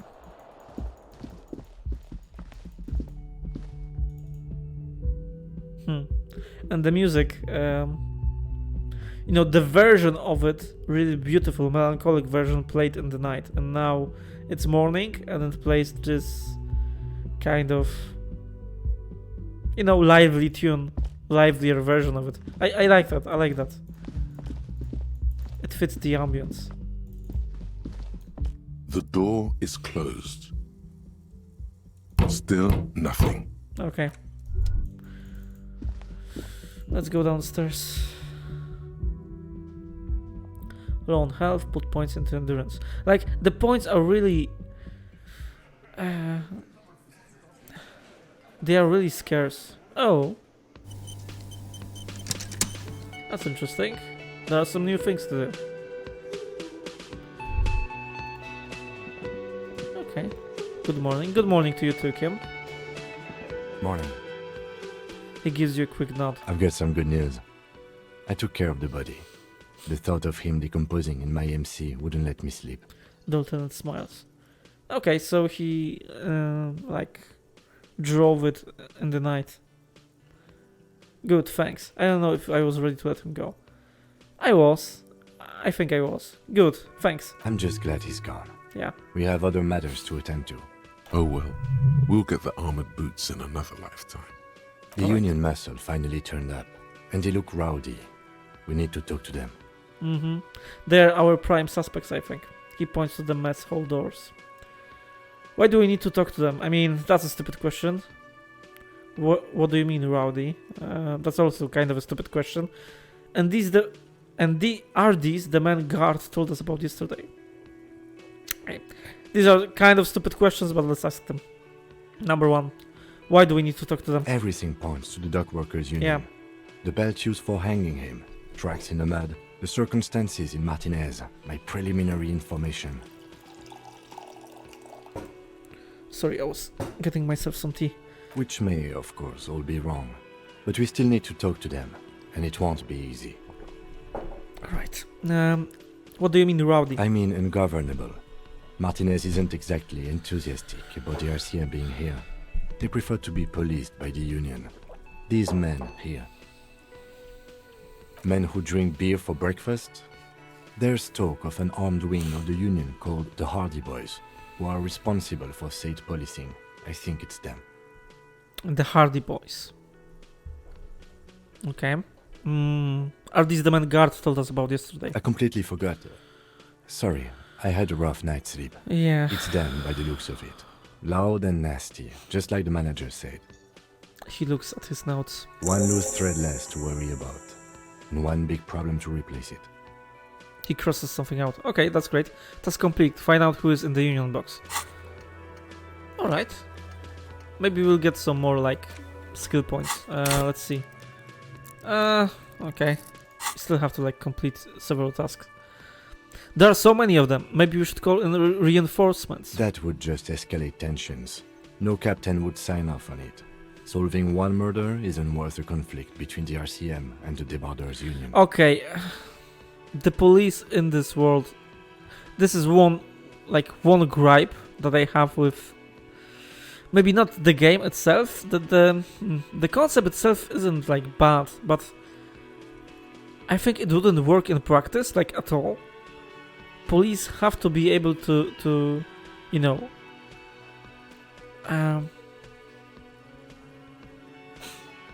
to have means to not look weak. Like they shouldn't be, you know, tossed around by 10 drunk people and nobody would help them. Like what? That's. They should have some authority, I guess, and it seems like in this world they don't have any, or they have like very little, and that's a fucking strange concept, man. They wouldn't be able to do their job properly if they didn't have authority, I think.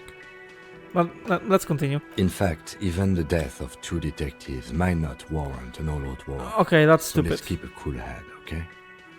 I think that's stupid. Like.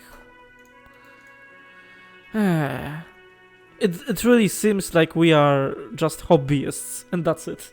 And we don't have, like, any backing from anyone. It's just, you know, our hobby. We are police officers and we investigate murders. But if you want to do something that's, you know, a real police work, then holy shit. We have to do autopsy ourselves. We have to, you know, bag the body ourselves. We have to take it down ourselves. Or shoot it down even. Like, what the hell, man? This concept is weird. Let's roll. One more thing before we do. Okay. We don't have to talk to them immediately. We can walk right past them. Okay. Continue with our business. He glances at the booth again. Alright. I wanted to talk to them, like, immediately, but if Kim tells me to not do that, then maybe we'll have some... I'm guessing there will be some check, so maybe we'll have some, like, bonus or something? Let's do that. Okay. I'm with you, Kim. I'm with you. We want to talk to them immediately. Yeah, streetwise. Zoom right past. Do it on your own terms. Okay. They're in no hurry to leave. They think they own the place. Anyway, I leave that choice to you. Whatever you decide is fine by me. Okay, let's do that. Let's talk to the Can I guard. help you? About my bill for tonight. Got the 20 real? I mean, I do. Yeah. Yeah, I got it. Good. You got the room for the night, but remember, you'll need another 20 real tomorrow.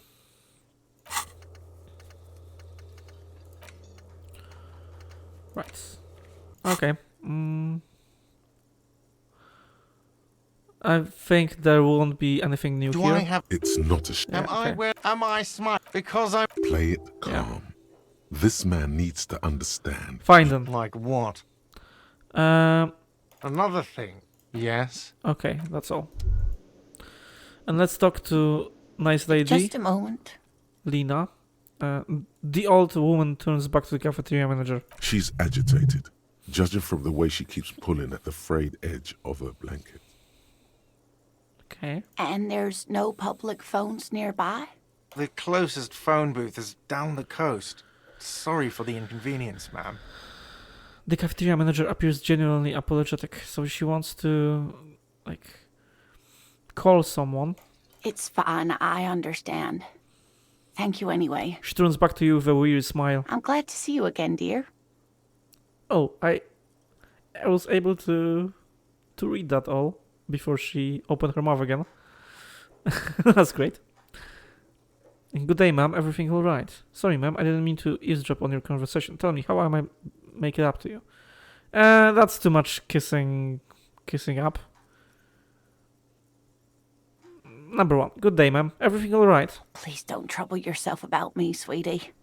I was just hoping to make a call, but the Whirling's phone line isn't working. Okay. The union office probably has a phone, but I can't really get there. Or to the phone booth down the coast. And Gary's phone is dead too. She sighs. Wait, what's wrong with the phone line? The manager was vague about it. She frowns. Why would he be vague about phone problems? Yeah. This is something to look into later. Ask God, maybe. Okay, I will. Why did you need to use the phone anyway? To let the young woman who's house-sitting for us know that we may be delayed. Morel, my husband, and our friend Gary were supposed to get back by Monday night. But they're still missing, and I haven't heard from them. Okay. I was also hoping she'd heard from Morel. She looks down. Okay, I'll bite. Has your husband gone missing before? This sounds more like a side thing. I need to take care of my main thing. Then I will get back to this. Yeah, I mean, come on. If you didn't, like, notice already, I'm quite a completionist. So let's go and do everything that we can. I'll bite. Has your husband gone missing before? That's just it. This isn't like him at all. He always plans his expeditions so carefully. But you have more important things to worry about. I don't. I mean, I do, but I will do it. She glances out the window towards the bay. I will find your husband. What is this expedition your husband was on? Just some field work, sweetie. Morel is a highly trained scientist. He and his assistant Gary are studying an extremely rare species of insect. Okay, she is named Lena, the cryptozoologist's wife. Who the fuck is cryptozoologist? But they should have returned by now. They were just going down the coast across the water lock to set a few traps. He said they'd be back on Monday. She sighs. What could be keeping them? Okay, they were just going down the coast across the water lock to set a few traps. I mean, the water lock is broken, and I believe it was kind of my doing. The water lock. Yeah. That was broken. Yeah. Could this be it? Yep. Wait, who's this Gary person? Do you trust him? Oh, sweetie, it's nothing like that. She smiles. Gary's as loyal as they come. I trust him with my husband's life any day. Okay. The water lock to the other side of the coast is broken. They're probably just stuck over there. Oh my. What happened to the water lock? You may not believe it, but it looks like some maniac crashed his motor carriage into it. Yeah, that's true. That maniac was me. Wouldn't you know, it's blocked by a big butter billboard. It fell right into the water. Probably just some technical problem. I really don't know. Yeah, number 1. You may not believe it, but it looks like some maniac crashed his motor carriage into it. Oh, sweetie, if it weren't for you, I'd be looking forward to another sleepless night. Thank you from the bottom of my heart. She turns to the lieutenant. Thank you both. You're welcome, ma'am.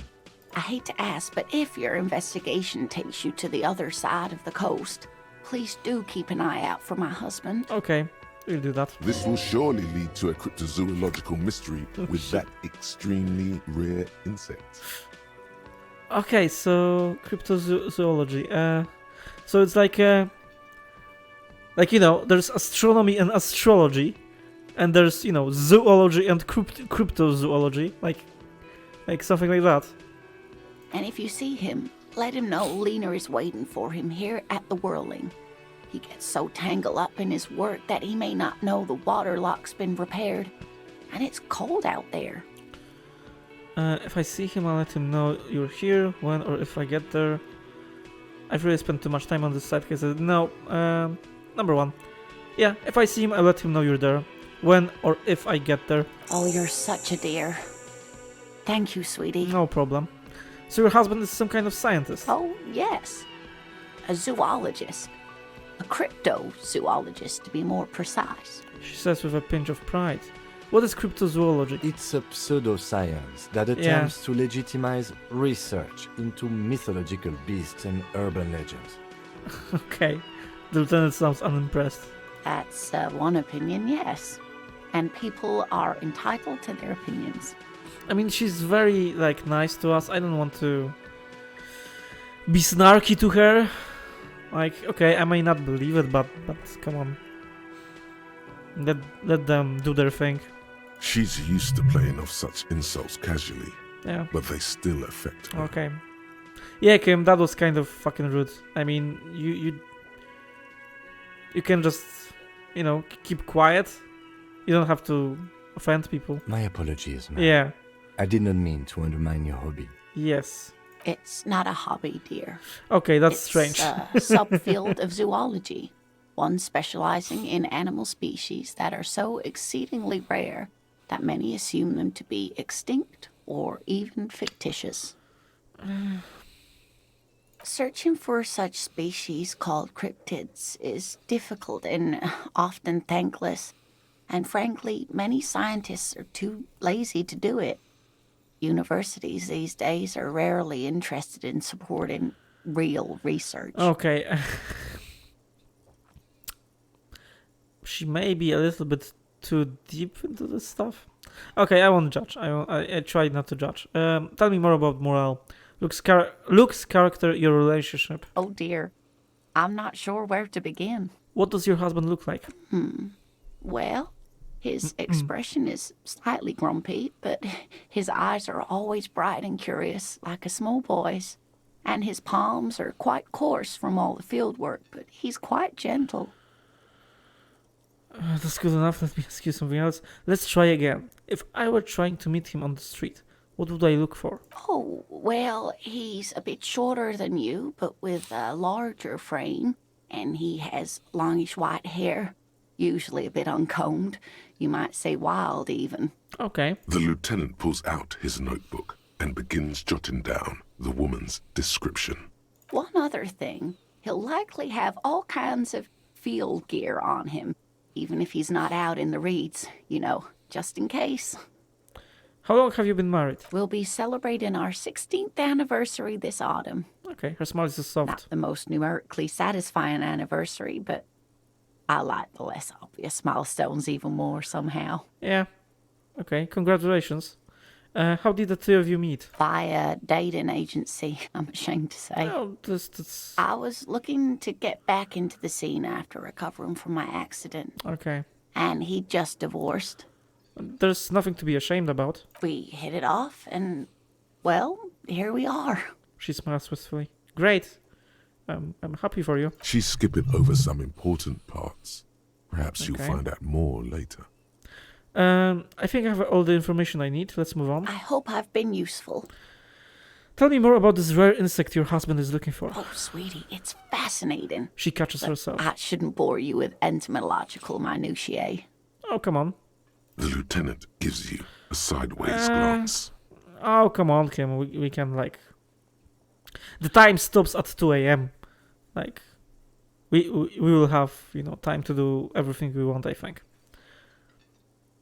You're right, I don't have time for insect facts right now. Let's talk about some... No, I want to hear about the insect. Well...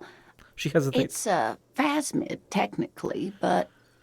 Phasmid? What's a phasmid? Wait a second. Phasmid. Straszyt po polsku. In Polish. But, I don't know what that means either. Let's see the definition.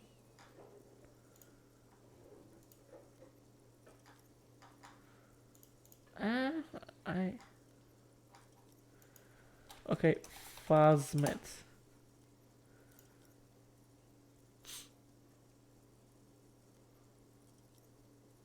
Phasmid nematode anatomy. A sensory structure in nematodes. I don't know what a nematode is. A worm of the large phylum Nematoda, such a roundworm or a threadworm. Okay. And Phasmatodea, the order of insects which contains stick insects, walking sticks, ghost insects, and leaf insects. Okay, so yeah, stick bugs, walking sticks, stick animals, right? I believe that's the definition that she means. Right. Okay, let's go further. Ah yes, Phasmatodea. Oh, okay, a diverse group of insects whose bodies resemble twigs, leaves, that sort of thing. Ghost insects, colloquially. Okay, maybe I will refrain from Googling things. Because apparently Encyclopedia does it for me, so... Okay. Oh yeah. Here comes the interesting... Where other phasmids imitate sticks or leaves, this one's a living reed. It disguises itself among the reeds here on the insular Indian coast. Okay. I knew it. Shit. We're gonna be chasing made-up insects with cryptozoologists. First of all, that's funny. Second of all, I'm sincerely sorry for skipping that. Let's read it. Hence its name, the insular Indian phasmid. Perhaps you'll end up co-discovering the phasmid with us, officers. She looks you in the eye and nods thoughtfully. I knew it, the lieutenant sighs. We're gonna be chasing made-up insects with cryptozoologists. Like, for fuck's sake, Kim, indulge her. I mean... she's just an, nice old lady. Like you can have your reservations, but you don't have to express them in her presence. It's not made up, officer. Yeah. I can assure you. Maybe it's made up, but still, like... It's simply elusive, so much so that most establishment zoologists doubt it exists at all. You don't have to be a fucking jerk, man. What makes you think the phasmid is around here? Well, some teenagers making out in the reeds saw one. They didn't know what it was, of course, but there was a brief article in a local newspaper about their encounter with a ghost insect that looks like the reeds. Gary sent us the clipping. So a newspaper clipping is all the evidence you have. Of course, most phasmid sightings turn out to be false alarms, but their description matched the Insulindian phasmid perfectly, and they didn't even know what they were looking at. Enthusiasm has wiped the worry from her face. Her eyes sparkle behind her glasses. You seem really excited about this cryptid. I suppose I have something of a personal connection to the Insulindian phasmid. All scientists have their little hobby horses. Okay, so is it dangerous? Not at all. Why else would it hide itself so carefully? She chuckles to herself. Is it valuable? Oh, I doubt it. No one gets into cryptozoology for the money, sweetie. Does it have cool powers? Yes. It can blend in almost perfectly among the reeds. Her face lights up at the It's thought of how it it. stayed hidden all these years. Centuries, even. Okay, that's not... I mean, I'll be honest, I'm, indulging her in her weirdness here, kind of, because she's so nice. But also, that's not, like, uncommon power in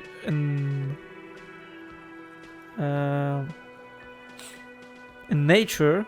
Like, chameleons and such do similar things, right? So, okay. What's so special about the stick bug then? Oh dear. I'm afraid I'm not explaining this very well. It is very special. The woman's face flushes with embarrassment. Morel can explain it all much better. I wish you could hear him describe it. Then you'd understand, I'm sure. Suggestion, medium, 11. You could convince her to tell you about some cool cryptids. 42%. Less worried about husband.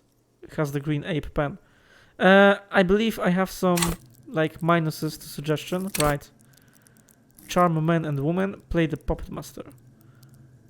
Bonus frame is -1. Yeah, I will change one, like, my clothing. Thanks all. That's all for now, ma'am. And yeah, let's change our clothing. Let's see what gives us a minus to this. So let's go with this. With the wife beater white tank top. And okay, that's all I think. And also we have another task. Okay, so it's divided by days. Find Morel, the cryptozoologist. The aging cryptozoologist has been out in the reeds for too long, and his wife, Lena, is very worried. Maybe you can find him when you happen to be on the coast. You told Lena Morel is missing because of the broken waterlock. She is still worried he hasn't come back. Let Morel know if you see him. Okay. And what's this? Wow. So someone's been a little boring. What? Yes, my standard liege. Someone's seen all sorts of wild ideas pop off and thought, I'll take the boring one. The regular, please. The brown. Okay, let's see our points. I'm okay. We have 9 superstar cop. I mean, come on, that's good. That's not boring. 2 apocalypse cop. Okay. 1 sorry cop. Yeah, I avoid apologizing. And 4 boring cop. I mean, boring cop is essentially the answer, to choose when all the other answers seem too insane, and the game provides insane answers. So you can't hold it against me. Okay, 1 communist, 1 fascist. Okay, I don't know what fascist answer I chose, but holy shit, I don't want to be a fucking fascist, and I don't want to be a communist either. Okay, 7 ultra liberal. Yeah, that kind of checks out. And 3 moralist. Okay. Good cop, bad cop. I'm guessing 12 means 12 good cop points. I'm hoping. And honor 1.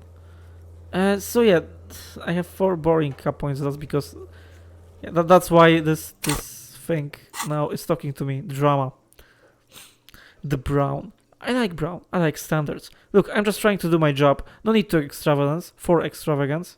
What is this? Picking on me for not being crazy enough? That's the least of my concerns. Kim, am I boring? Number 4. Yeah, because that's my argument. Picking on me for not being crazy enough? That's the least of my concerns. No need to be defensive. The regularity, the brownness, the cut and dry have their appeal.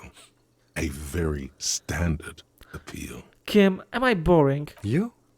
He looks at I you. wouldn't worry about that. Yeah, I wouldn't worry about that either. See? You're so regular and vinyl brown. What the He fuck? doesn't even want to talk to you about it.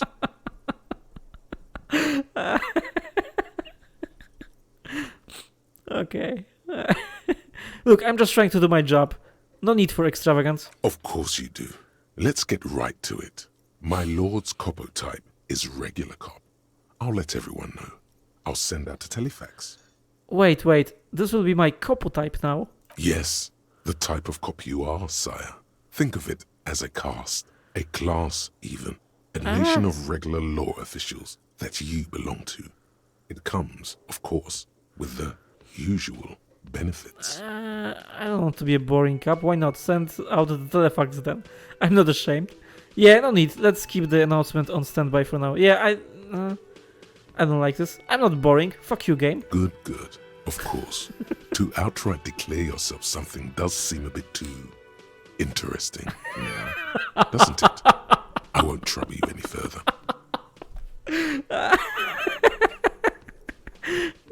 Touche. Fucking touche. Holy shit. The game fucks with me. Right, let's save maybe. Because we haven't saved in a while. And let's do this check. Oh, hello, dear. There you are again. She sounds glad to see you.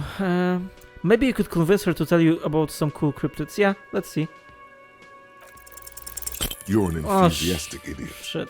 but you're still an idiot. You're enthusiastic, but still. I want to know everything about cryptids. Living cryptids, extinct cryptids, marine cryptids, land cryptids. Bring it on. We don't have time for cryptozoology 101. Come on. Let's get back to work, shall we? Okay, so I have to like invest some more in the suggestion thing. That's all for now. I'm tempted to just like save scum. Well, okay, let's not do it. I'm tempted as fuck, but let's not do it. Guards, Can I help you? I need to talk with you about something. Another thing. Great. Yeah. I love those. So the phone line is dead. Yes, and the phone company is taking its sweet time sending someone to fix it. He shakes his head in ads. Losers. And ads. That's pretty strange. Yeah, that's pretty strange. It's not strange, it's inconvenient. Is it true that there was a foul play, Who told you that? Lena? Fine, yeah. It looked like someone had messed with the wiring. It was shortly after the hanging, but I don't know if it's at all related. Plenty of assholes around here who aren't murderers. It may be related, like... The corpse was in the background of this establishment, so... Like, come on. If you do find out who cut the line, though, let me know, so I can forward them the repair bill. Or maybe it was me again, and I would have to, like... raise some more fucking money to repair it. I hope not. Yes, so that's all. Goodbye. Oh, and the kitchen is open. That's great. Let's see the kitchen. Hello. The dishes are drying. The smell of chemicals and pine trees. The tomatoes are so thinly sliced you can see through them. An aroma of spices, alcohol, and tomato hangs in the air. Alcohol, that's interesting. Before we talk to him, let's see what this is. You see a heavy steel door with a prominent Him or dimple her? lock. It's think him. painted blue. Yeah, I think it's him. You see a heavy steel door with a prominent dimple lock. It's painted blue. You immediately feel drawn to the color. Blue is for mystery. Touch the door. The cobalt blue surface feels rough to touch. The stainless steel door is flush with its frame on every side. Okay. Old cobalt paint, rough on the fingers. 40, 50 years since this was painted, maybe. It leads to a side building, adjacent to this one. The old building next to this, half ruined. Whatever is behind it must be older.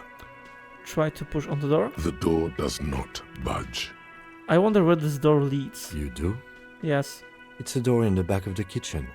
Why do you care where it leads? The lieutenant regards you with patient skepticism. Because it's a video game and every door leads to some place in the video game, usually. The winch. Outside. In the backyard.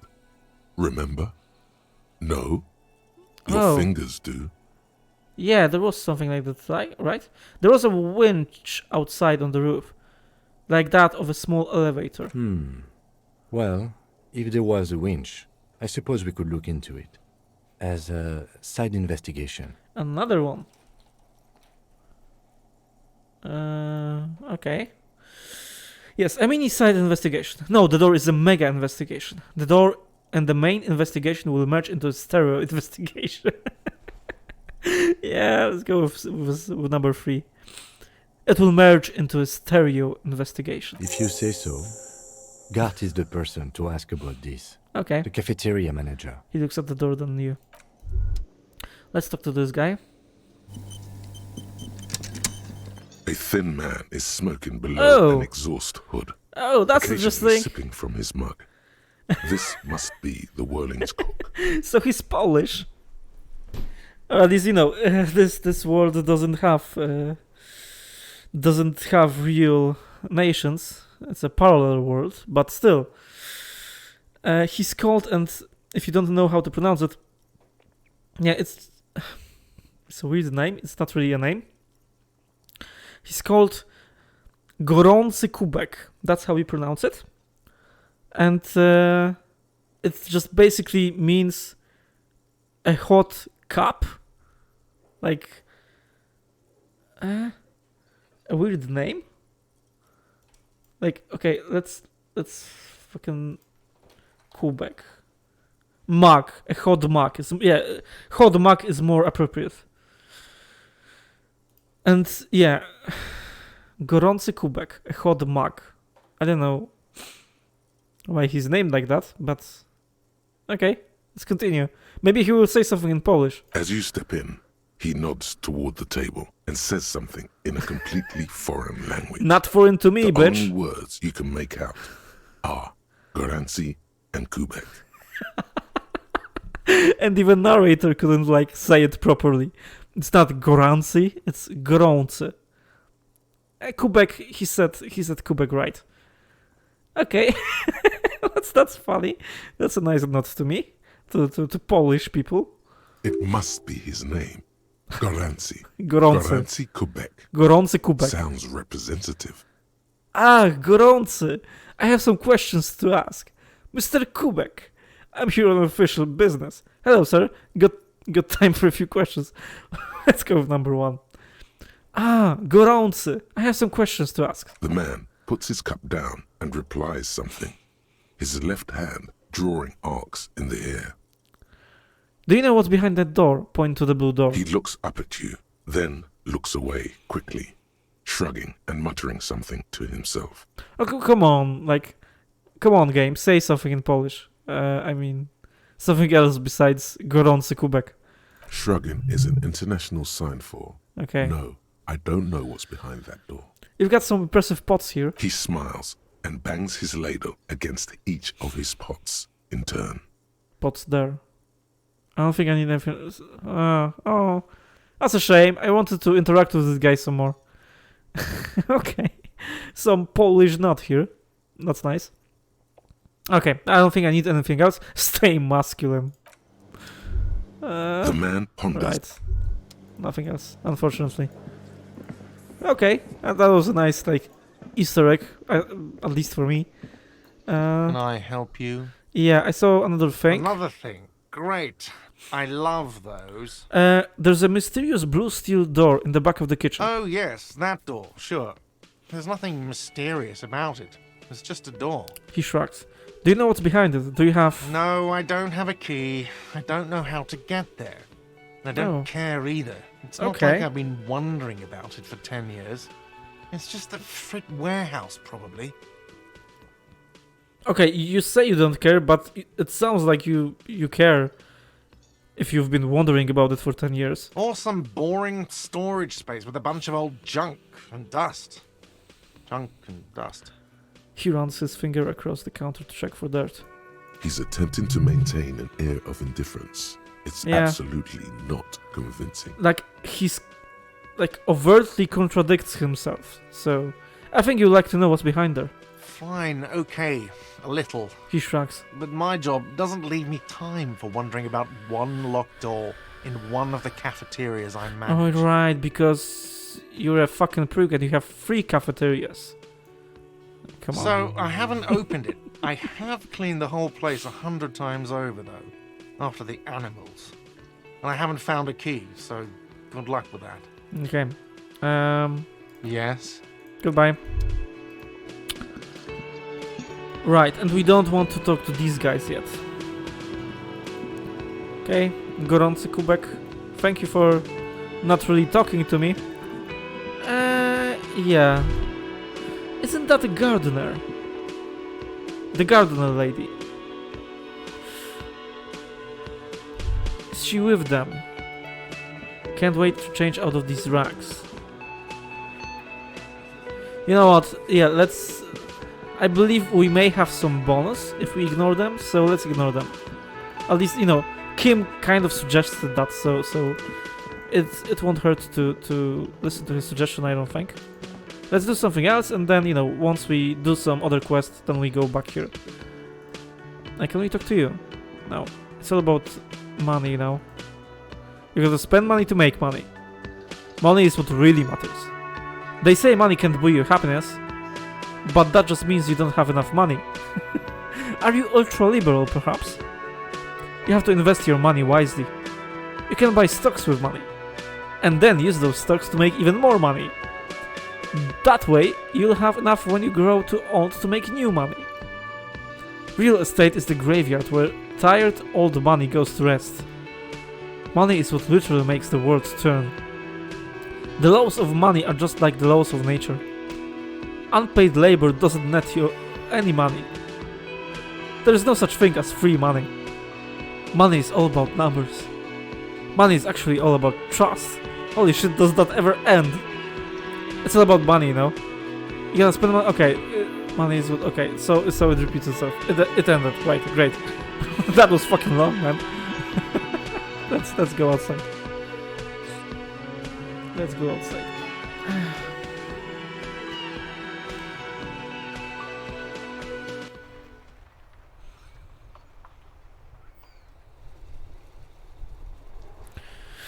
Alright, so what do we have to do?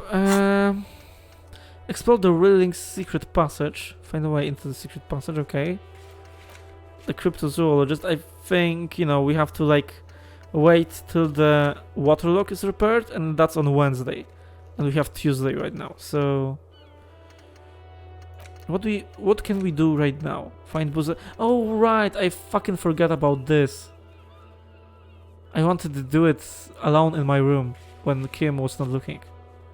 I forgot about drinking the booze. Yeah, okay. I'll do it. I try to not forget it, you know, when the second night comes. I'll try to do it once again I'm alone and Kim is not looking. Joyce info, yeah, we have to find our batch first. Smoker on the balcony, add even mirror beauty to the wall. Ask around for his apartment number. Okay. Maybe now there will be some people to ask. Around 4? Yeah, because we were in this apartment building, but I believe it was like too late to interact with anybody. Okay, fishing village down the coast. I didn't see any fishing village. That I think that's maybe after, you know, the second half of the map will open. Get Hangman's boots. Get boots off victim's feet. I mean, I won't be able to do that now, I don't think. Like, this thing should be failed or crossed out, I think. Maybe not. Open up. Yeah, this. We can do this. Or you can lie to Everett that you opened the weasel's door. Yeah, let's go back to Everett and try to lie to him. Let's see if that will... if we will be able to do it. Do you have anything more to say, you fucking idiot and racist? Looking for something odd? Yeah, fuck off. Let's, you know. Yeah, let's give them the tour.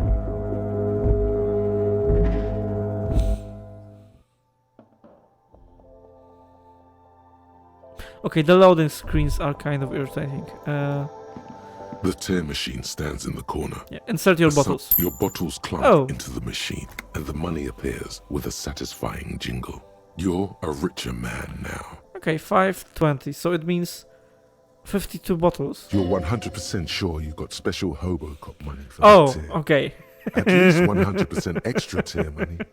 If the numbers on the machine told you otherwise, it's a lie. Okay, alright, so I think Hobocop perk is not really like that useful. Or maybe I'm just, you know. Yeah, let's see the Hobocop perk once again. More money from saying, okay, it tells me that I get more money for it, so whatever the case is in reality.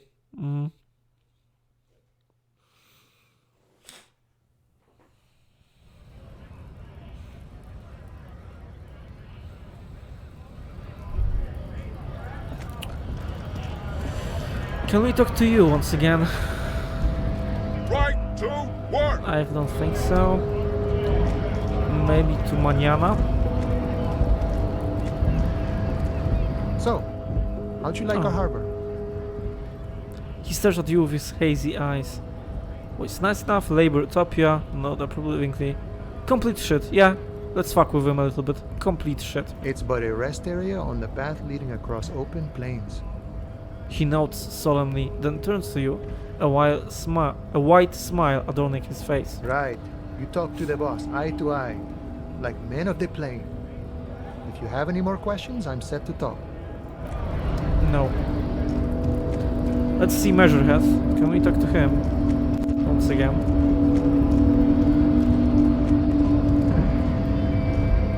Your race descent has... Yeah, okay.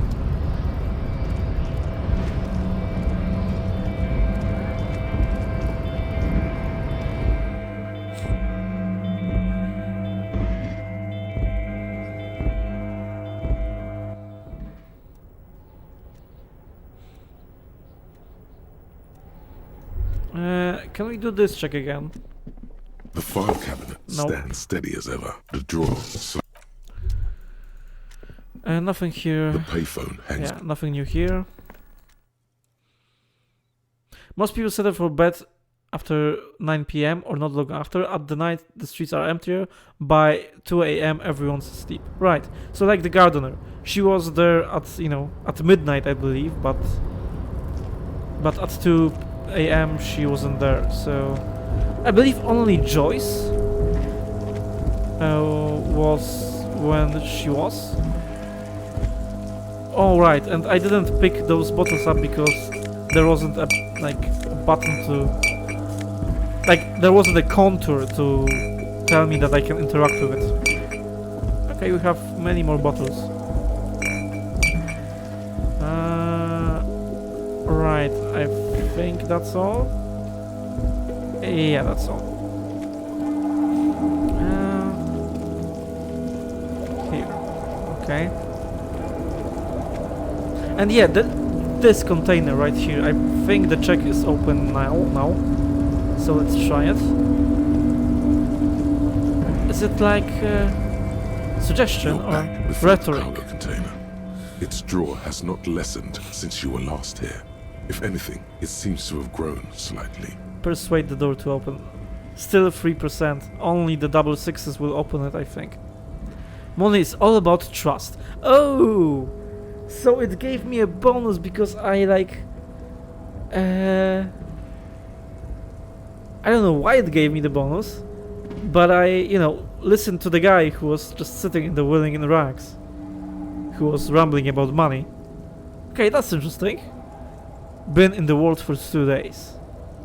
But still, it gives me bonuses, but it's still fucking 3%. So let's see. Do we have like rhetoric? We have -1. This gives us -1. Do we have anything that gives us a plus to rhetoric?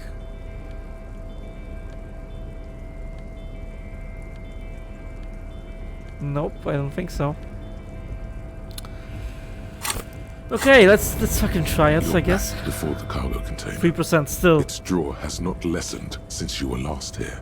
If anything, it seems to have grown slightly. Holy shit! I don't think we'll be able to do it, but let's try it. And yeah. As it's always been, it's impossible to open a container with a rhetoric. Maybe you're losing your mind. Maybe I am. Right.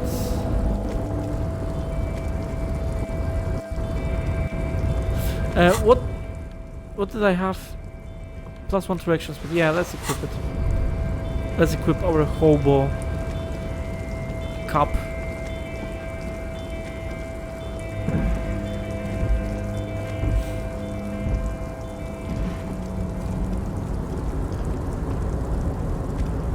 Oh, hey, mister. No trouble at all, mister. Okay. So let's go see Everard and try to lie to him.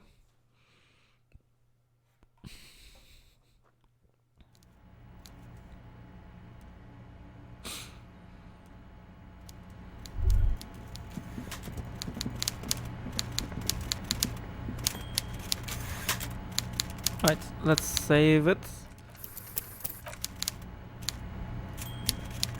Mr. Dubois, a pleasure as always. You don't have to sit down this time, since you've already sat on that chair. I met Joyce, the company representative. Oh, that's very nice. I haven't gotten around to her yet. I'm very, very busy, you see. I hope you're getting along. He adjusts a button on his sleeve. One thing I want to make very clear, Harry, is that this is not some kind of union versus corporation situation. Everyone is just pals here. Another lie. Just pals. We're all trying to do what's best for Martin Ace. His smile Don't widens. feel like you can't cooperate with her because you and I are such good friends and I'm helping you find your lost gun. I'm not a jealous guy. Fuck you, dude. I don't feel bad in the slightest that I'm going to lie to you. I told Joyce I met you. What happened to the previous negotiator, Mr. Gamon? Joyce said the previous union leader vanished under suspicious circumstances. Everard, Joyce seems to think the union is lowballing her. Why haven't you let her in to see you? Okay, I believe we will have the options to ask all of these questions, maybe. So let's go down the list. Number 1. I told Joyce that I met you. It's perfectly okay.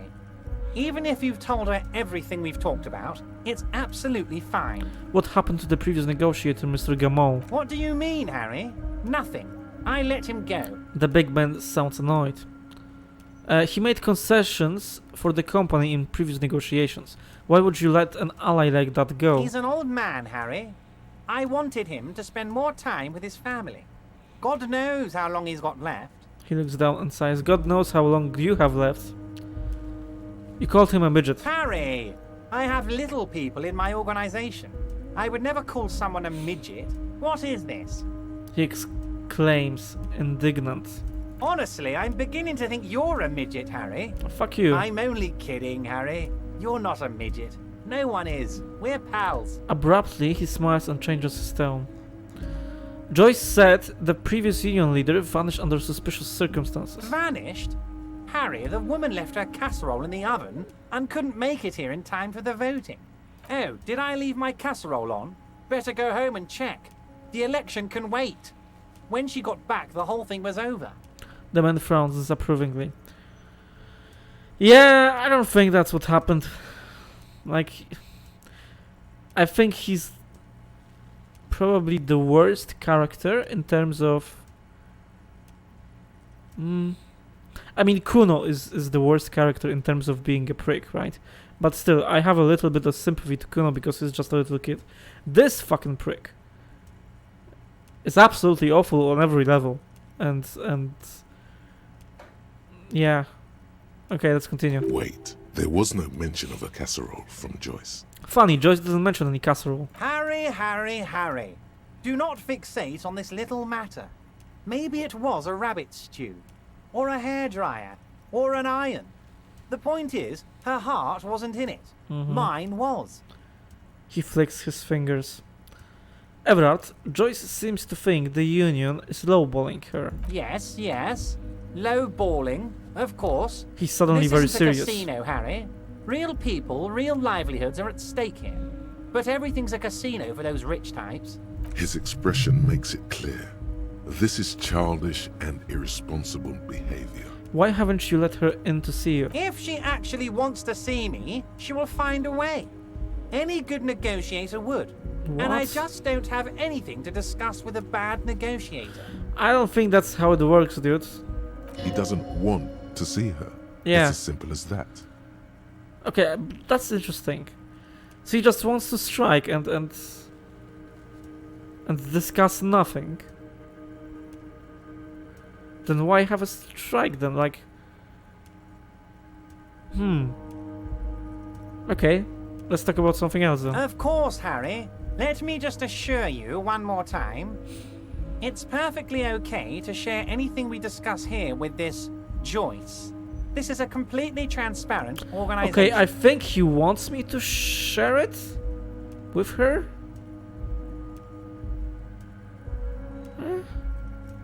I mean, I'm open to talking to her because, unlike you, I enjoyed talking to her immensely. Like, holy fuck, that was a conversation. And with you, I feel like you're always like lying to me, not every step of the way. I have no interest in what she is doing, but I myself have nothing to hide. Your business is your business, and I respect your privacy. Just remember, none of this is secret. He makes an all-encompassing gesture. Tell her about all of it. My brother's picture, my singing swordfish clock. Tell her how overweight I am and how I'm helping you find your lost gun. Tell her about everything. Everard doesn't mind. He looks around. I opened the door to your weasel's den. Are you shitting me, Harry? Did you not really open the door and are now just telling me you did? You're a wild one, Harry. He's live, the eyes are mapping your face. Oh shit! Ah! Drama, drama, drama. And this is a fucking red check. I can't retry it. And I can't go to my clothes. And I have -1 from items. Fuck! Ah. That's irritating. You're right, I was just testing you. Actually, I need to get back to you on this door thing. Yeah, let's try this drama thing. Let's see where this goes. No, Everard. I really did open the door. I mean, 42% isn't too bad. Come on, game. Do me a solid here. Good. Yes! Now take it a bit further. Yes. Take it home. Yes. Thank you, game. Thank you. And not only did I open it, I wanted the sides too. It was a real weasel's den, Everard. I bet it was, Harry. But seriously, what did you see in his apartment? He says with a grimace. Then the smile dissipates. A guy who has antagonized the Union in a Union-run town. Maybe it's political. Maybe it is. I saw a lot of anti-socialist, anti-union stuff. Pamphlets saying get the unions in check.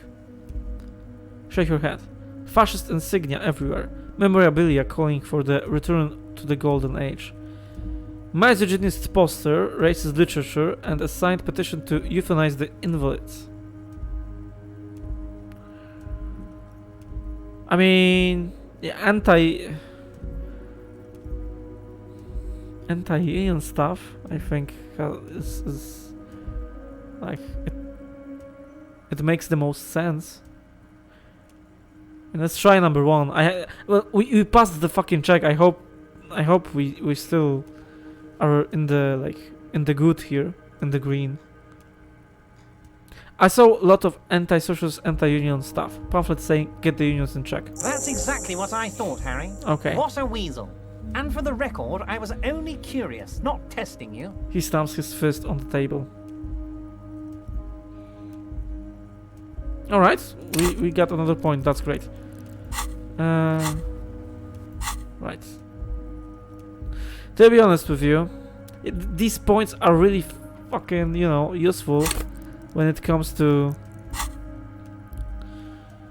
when it comes to these red checks, but still, I think I like to research thoughts more. So let's do that while we can. Yeah. Let's internalize white morning. He was testing you. You succeeded. Great. Thank you, Harry. You have shown me that the Barders Union and the Citizens Militia can indeed work together. He now, nods solemnly. let's cut down to brass tacks. It's time for men like me and you to figure out who's killed who and why. He nods. Real police work is gonna start happening now. I promise you, Harry, this is gonna be good. You said the lynching and the strike are related. How? By now, I'm sure you've figured out who the dead man was working for. The bad guys. Yeah, fuck you. Wild Pines. Sent to scare us. Another violent measure of the top hats against us flatcaps. Yeah, you're on the, prime list of suspects. You're probably my number one suspect right now.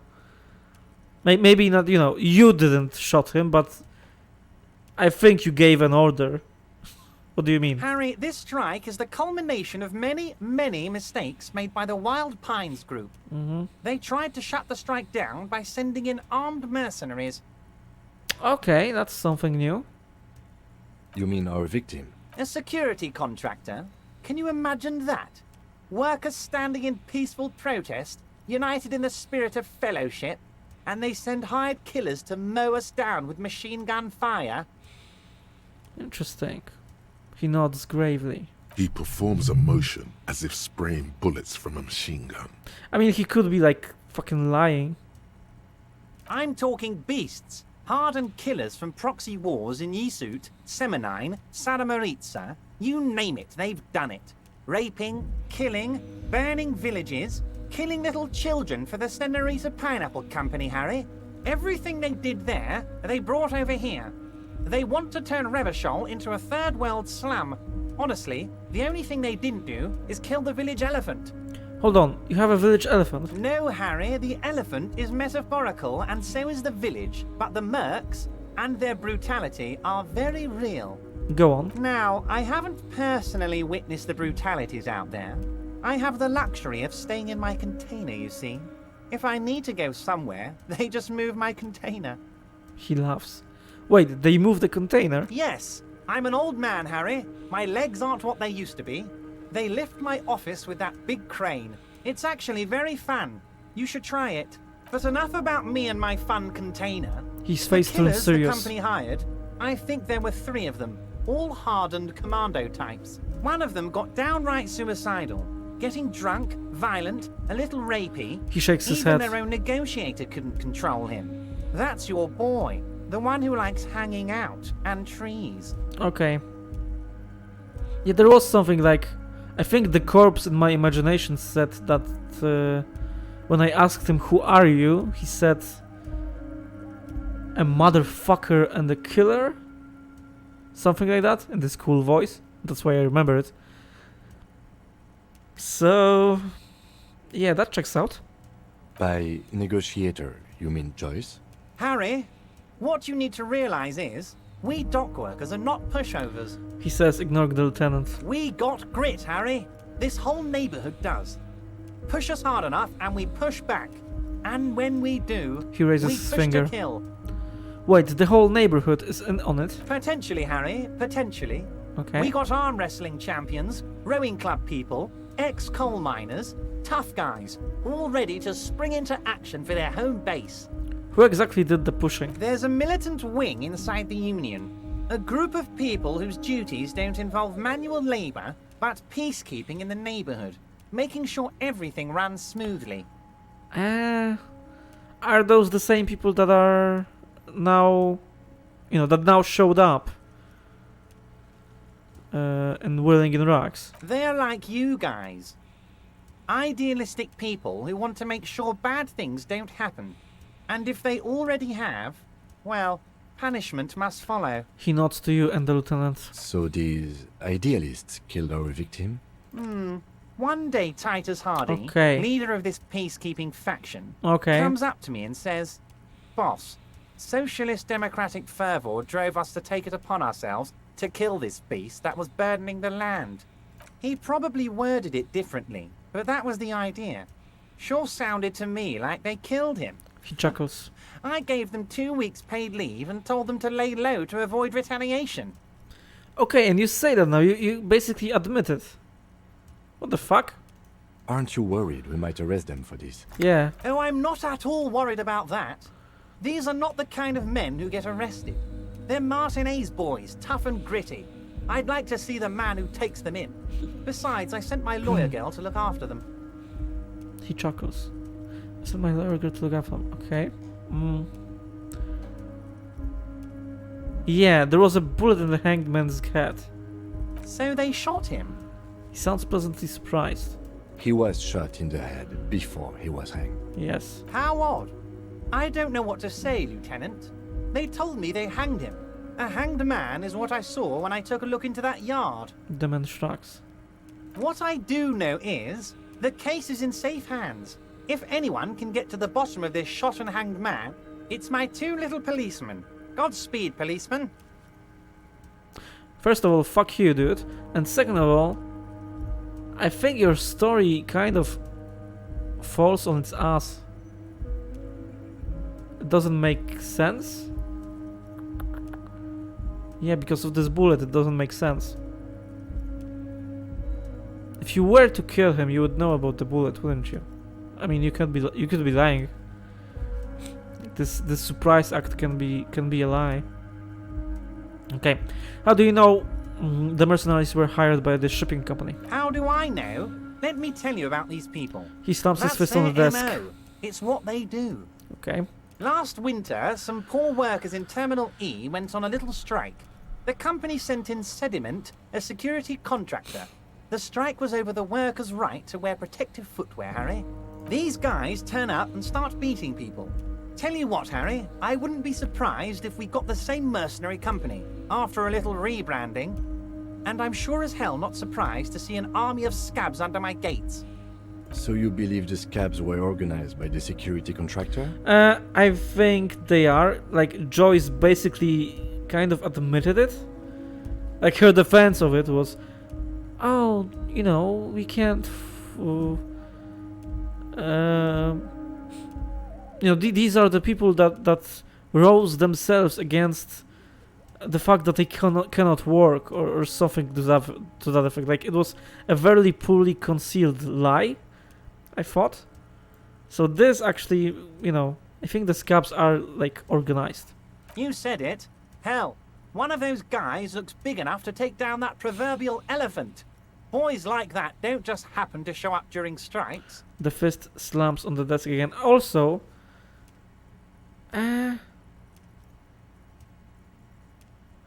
don't you know your workers? I mean, you're the union, so like, not all the workers are in the union, and that's like the nature of it.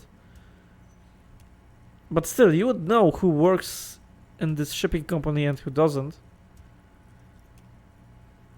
So if this big guy doesn't work there and he was just sent there, then you would know about it, I'm sure. That does sound quite unlikely, yes. The big guy leading the scabs at the gate is colossal. You mentioned a lawyer girl. Oh, Liz is a bright one. I paid for that law degree myself, thinking it'll probably turn her all fancy. But hell, Harry, she came back a firebrand socialist. Sometimes she scares me with her zeal. He grins broadly. Tell me about Titus Hardy and his crew. Oh, they are simply fine young men, all 7 of them. Exemplary union members, always working to advance their position in the local socialist democratic movement. Core members. Old Theo used to run them, but things really kicked into gear when Titus took the reins and named the group after himself. Gotta love his initiative. He starts laughing. Interesting. Who's second in command? They're almost all of them great guys, born leaders. Whatever happened, I'm sure they only had the best interests of Martinez and Revachol in mind. Work with them. Hell, interview them. But don't fight them. They really are just like you. Men who like beer, women, and some order on the streets. Oh yeah, that sounds exactly like me. Where can I find them? I believe in Whirling in Rags. You know what, Harry? I got a feeling they're gonna show up in full force tomorrow. He points both both index fingers at you. And they already showed up. The lieutenant marks something in his notebook. I think that's another, like, a little mistake from the game. We already saw them, so they showed up today. Okay. In the future, I could use your backing. Can you ask Hardy Boys to cooperate? But of course! It's the least I can do for my good friend Harry. I'll do it right after we've concluded this talk. Okay. When you meet this Titus, tell him about this. See what he has to say. Authority. You know what? I'll check if I have any minuses to authority, because... Yeah, I do. But it's from thoughts, it's not from items. So I can't really do anything. But we will see if I have any bonuses to authority. Because I think the authority will play a big part in the... You know, in the interview with this Titus and with those guys here. Yeah, I have a feeling like that. It would make sense, yeah? Continue. Also, Harry, here's 5 real. He holds out the banknote. Wait, why are you giving it to me? I'm not giving you anything. I'm just holding out 5 real.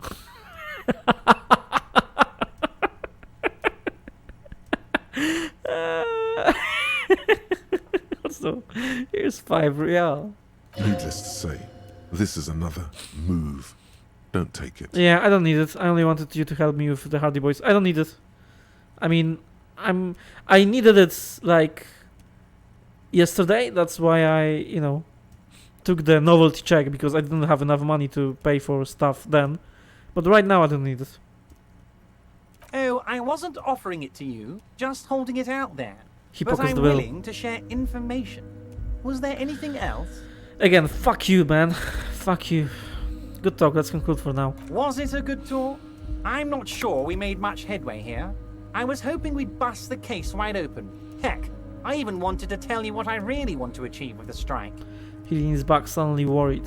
I don't know what happened, Harry. I wanted you to feel like Mr. Martinez. And of course, I also wanted you to find your gun. But it's like I can't completely trust you. Yet. Great sadness comes over him. Yet. Yes, Harry. It's like I can't fully trust you if you're not a man of the left. Fuck off. I want to, but I just can't. He says, slowly shaking his head. A man of the left. So you have to be a social democrat. I'm not a man on the left. I'm a patriot of Revachol. I'm not a patriot of Revachol. You're right not to trust me. I take care of me. I'm a hustler. I grind. I'm a money engineer. I guess that's true. What's that supposed to mean? I'm more left than you are. I'm not. This is another corrupt scheme, isn't it? I'm neither left nor right. I do what my heart tells me to. That's a moralist answer. But it calls out corruption, and he's corrupt as fuck. So I like this answer the most.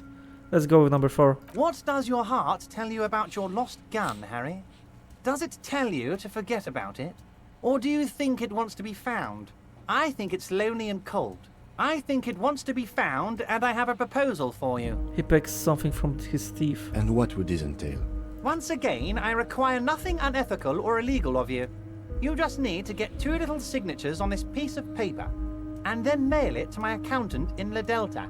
He pulls out an envelope. Kim, what do you think of this? It depends. I don't think what we just got from Mr. Clare was very useful. He studies Everard. But, he thinks, it's your call. As I said, it weighs on me heavily. But once we get really talking, well, I'm gonna hand you the keys to Martinez, and maybe even help you figure out who's behind this killing. Fuck off. You already, like, did the same thing, and you didn't tell me anything useful, so... He bows his head in shame, then looks up and smiles. What are the signatures for? I'm glad you asked, Harry. The Union is going to build a modern youth centre in Martinez. It will be righteous. We're gonna get those teenagers off drugs and on roller skates. He grins broadly. I don't think that's the case. There's a nameless little street on the coast with some old houses around it. Most people have already signed. I just need 2 more signatures to get this mission off the ground, Harry. Where is this place exactly? On the coast, Harry, across the canal. There's a cul-de-sac there, a little village they're calling it. A gloomy place.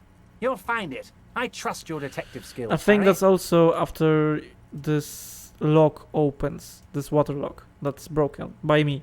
So, okay. This will be, you know, a task for Wednesday, I assume. What will happen to the current occupants? They are just going to have to deal with the construction noise for 6 months, and then they'll be living like kings.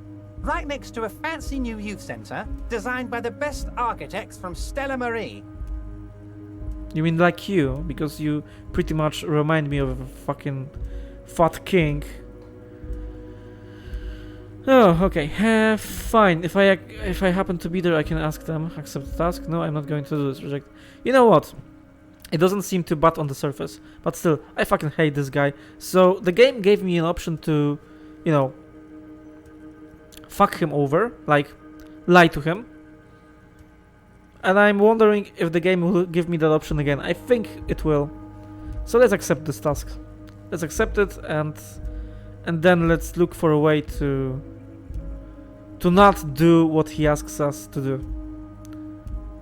Fine, if I happen to be there, I can ask them. You bring joy to my heart, Harry. Such a pleasure to be working with you. Here. He hands you an open white envelope. You need to get signatures from Isabel Sadie and Lillian Carter. Okay, I don't know these people. The cul-de-sac is right past the pawn shop and across the canal. Yeah, okay. I hear there is some trouble with the water lock. Right. But they should fix it by Wednesday morning.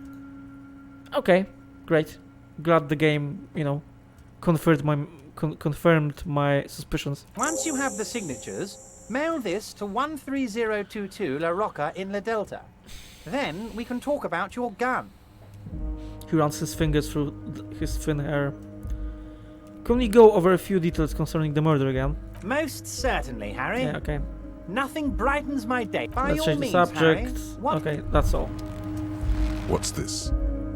We're getting reports of normal, reasonable, temperate, political opinions somewhere in Martinez. You must be mistaken. I'm a real radical. No, I'm not. That's me, Mr. Reasonable. Someone's got to keep it sane around here.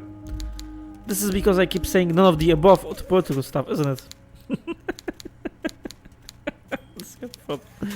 Yeah, number 3.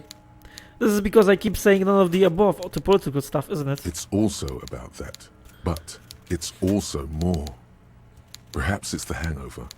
Perhaps it's a temporary surge of serotonin, but something tells you. Yeah, hit me with it. It's time to become a citizen of the Kingdom of Conscience. Okay. First, where is this Kingdom of Conscience? It is not a place. It is a moment in time that can only arise in the right circumstances. In all of human history, it's only been achieved a handful of times. How do you bring about the circumstances? Incrementally. History's greatest catastrophes have been brought about by people trying to make the world a better place. Too quickly. Or generally, in a bad way. Like communists. That's the genius of Dolores Day. She recognized that progress is meaningless if its gains are lost because of instability. Real, lasting change can only come about gradually, increment by increment. But what about all the things that are wrong now? Okay, but what's the Kingdom of Conscience actually like? This sounds mega boring, count me out. Okay, what about all the things that are wrong now? Tisk tisk. Just because you live in the present doesn't mean you have the right to place your needs above the needs of the future. Tisk tisk. Is it really pronounced like that? I always thought that it's pronounced like, you know, it's a onomatopoeia of this motion, this sound that you do with your mouth. You what sang for? Again, too fast. Sorry about that. I will try not to double click it again. Holy fuck, what's happened to me today? Like, it happened the second time. Sorry. Let's read it. You may never live to see the kingdom of conscience. Your children may not. Even your grandchildren may not. But that's no excuse not to keep working. And composure, what sang Freud? What benevolence? Wait, is the kingdom of conscience really about doing things or just preserving the status quo? Do you believe the status quo is preferable to chaos and bloodshed? Yes. There you have it. Okay. Sometimes holding the line is progress. Okay, but what's the kingdom of conscience actually like? The kingdom is difficult to comprehend and even more difficult to describe, partly because humanity will need to discard many of the categories that define and limit it today. The kingdom of conscience is post-capitalist, post-national. It's also post-industrial, Okay. post-ideological, and even post-sexual. Sounds incredible. Alonzi, let's go there right now. That seems fine. I still want to live through the present though. Opt out. Man, that sounds kind of terrible. I don't think I want to be moralist anymore. I mean, I'm not against it. I might not live the fruits of those, you know, labors. Because it's only a gradual change or preserving a status quo even, so. But yeah, it is preferable to the radical options that the game gives us.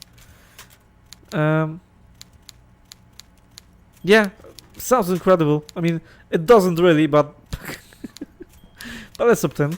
Alonzi, let's go there right now. Slow down, Mr. Reasonable. Oh. Did you miss the part about compromising and taking things slow?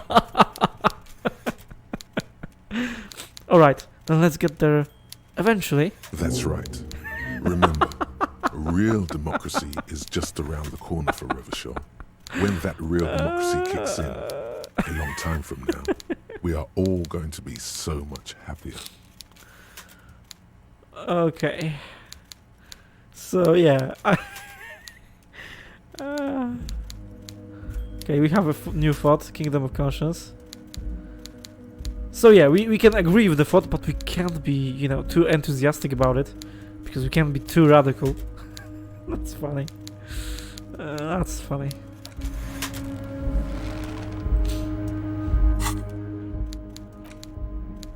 Okay, we have a white envelope. It's from Everard, right? A white envelope with a stamp attached to the upper right corner, handed to you by Everard Clare. Inside are some legal documents with two names printed on them: Isabel Sadie,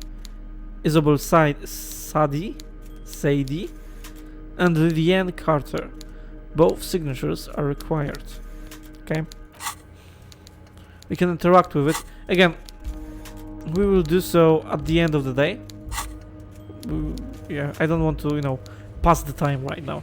Especially because this is the quest that will open on Wednesday, so we have time to do it. Right. And a new thought. Alright. We don't have enough skill points to well, let's read it. Temporary research bonus -2 to half-light, calm water. Research time 1 hour 25 minutes. Heartache is powerful, but democracy subtle. Incrementally, you begin to notice a change in the weather. When it snows, the flakes are softer when they stick to your worry-worn forehead. When it rains, the rain is warmer. Democracy is coming to the administrative region. The ideals of DeLorean humanism are reinstating themselves. How can they not? These are the ideals of the Coalition and the Moralist International.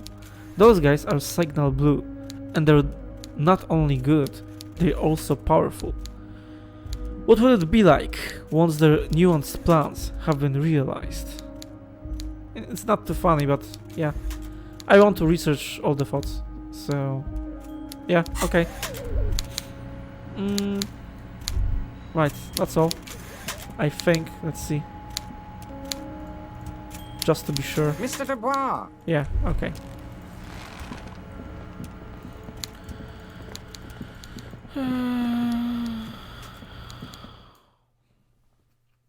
Right, so to have our gun back, we have to still work with him. But we have to, you know, we will try to do the same thing that we did already. You know, we will try to lie to him or somehow trick him. I don't know. To be honest, I don't know what to do now. Let's see. Do we have any checks open? Get to signatures for Everard. Yeah. Okay. Once the signatures are secured, mail the document to Everard's accountant using the mailbox on the plaza in front of the Whirling. Sleeping dog worker. No, this is also grayed out. Huh, okay.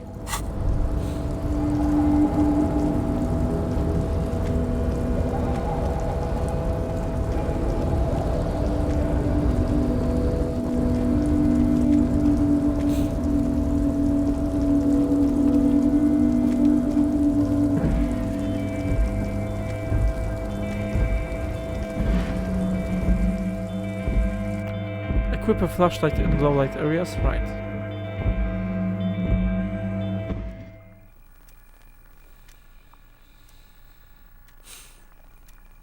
We have like a half hour left, so yeah. I try to, you know, keep to the schedule this time, so we'll go on for another half hour and then 1 hour break, and then we'll continue our career in Football Manager. And maybe we'll talk about some football some more, because yeah, I have a career with Manchester United and they are in a lot of shit right now after this loss to Liverpool. Can we talk to you, Scandal? Yeah, no, we can't. I thought we could, because we already like kind of established that he is posing here. He's not a real worker. Okay. But we could talk to Hardy, boys. And what I wanted to do, of course, is just see if I have any authoritative clause. +1 to authority. Do we have anything like that? No, we have -1 to authority. And -2 to authority. Right, so we don't have... Okay. Well, that's good to know.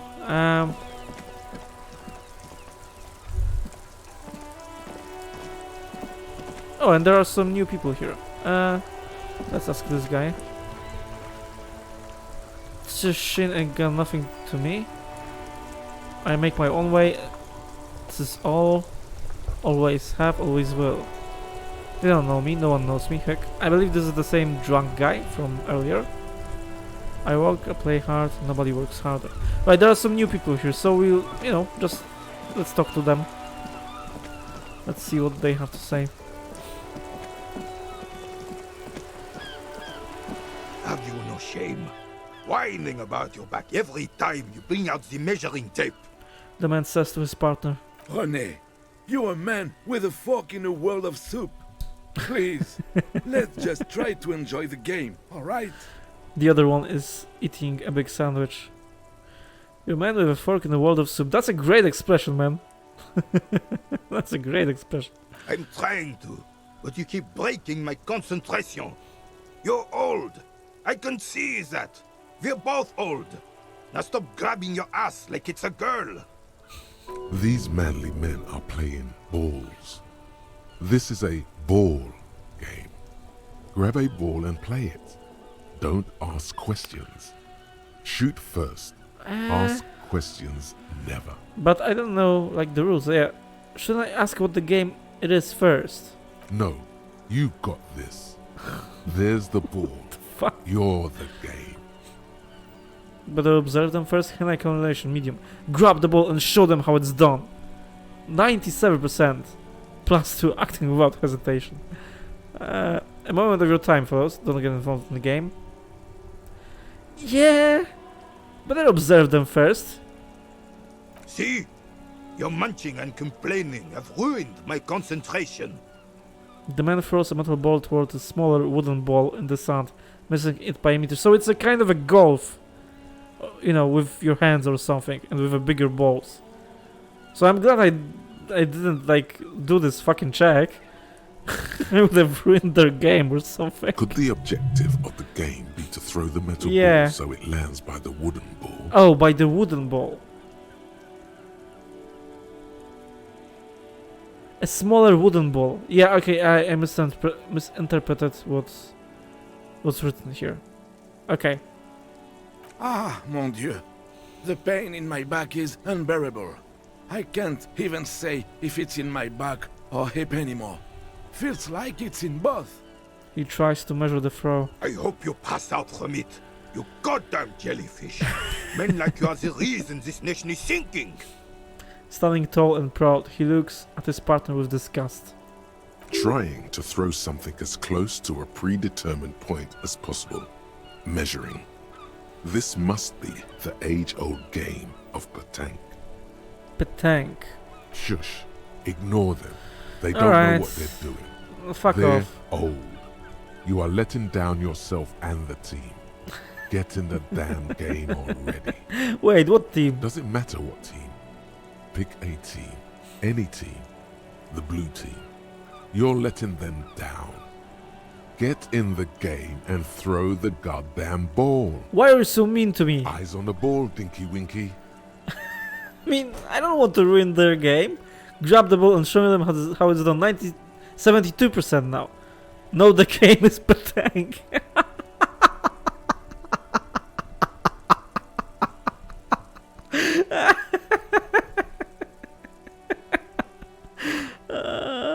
No. No. I mean, it's another gameism. The gamer in me wants to click it because it's a check and it's red, and I want to see what would happen. But no, I want to approach it like kind of seriously. It can be funny, but I don't want them to be mad at me. Yeah, I don't want to ruin it for them. Yeah, number 3. A moment of your time, fellows. Don't get involved in the game. Sure, officer. I am René Arnaud, and my specially abled partner here is Gaston Martin. How can we help you? The man in the uniform stands before you, tall and proud. René, I found your guard booth. Did I? I don't remember. Yes. The Debardeurs Union pays me to stand vigil during the nights. He looks down. Not out of any political allegiance, mind you. I'm an old man. Don't sleep more than a few hours every night anyway, and money is tight. He adds with a slight sigh.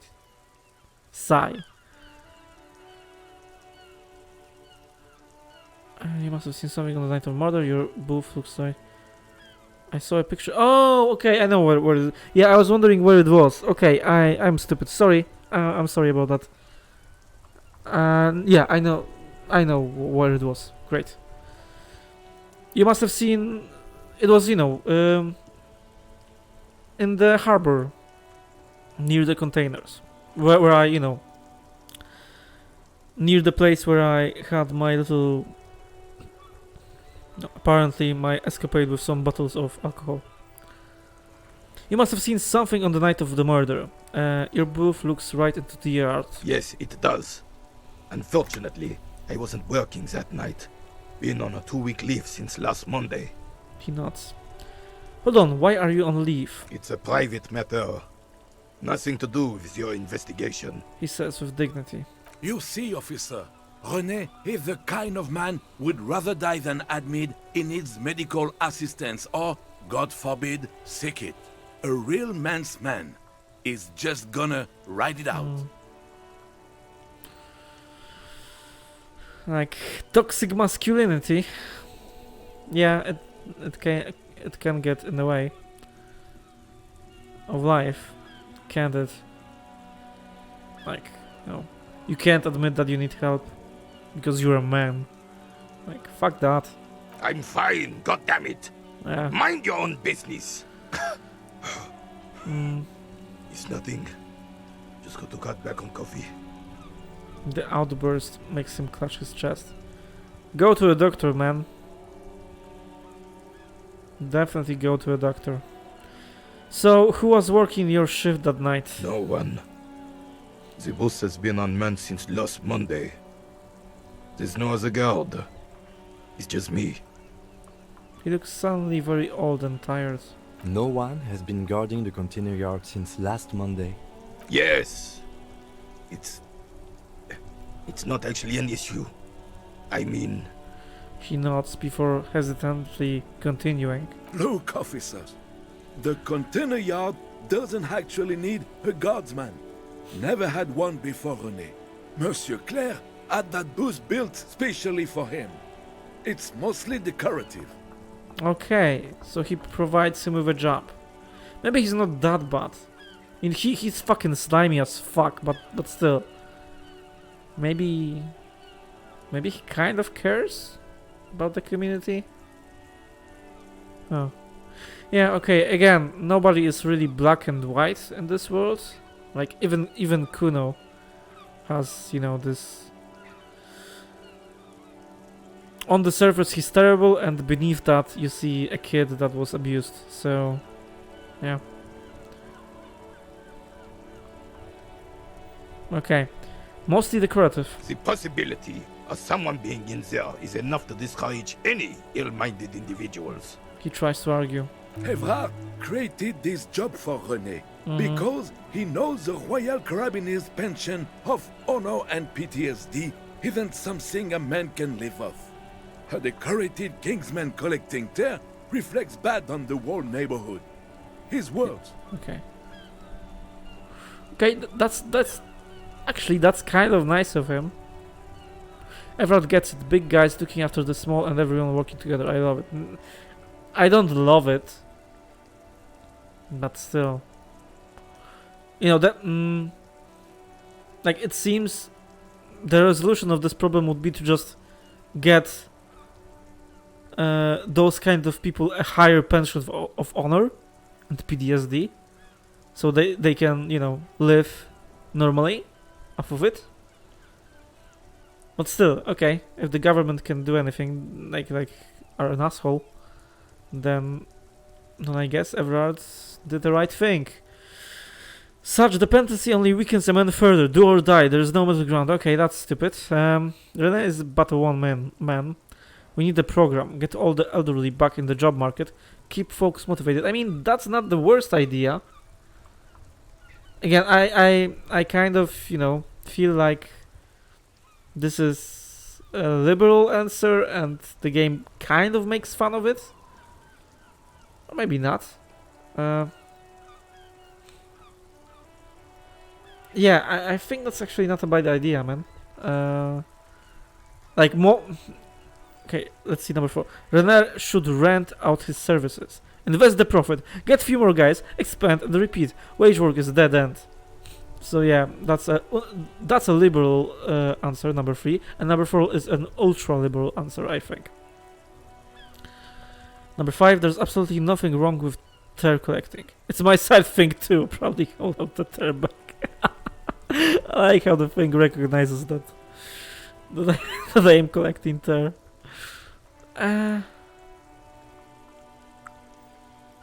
Okay, let's go with number 3.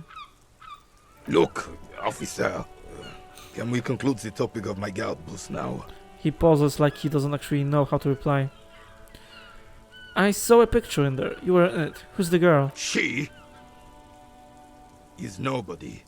This is none of your concern, and I refuse to discuss my private affairs with the RCM. His features stiffen and he gets a cold look.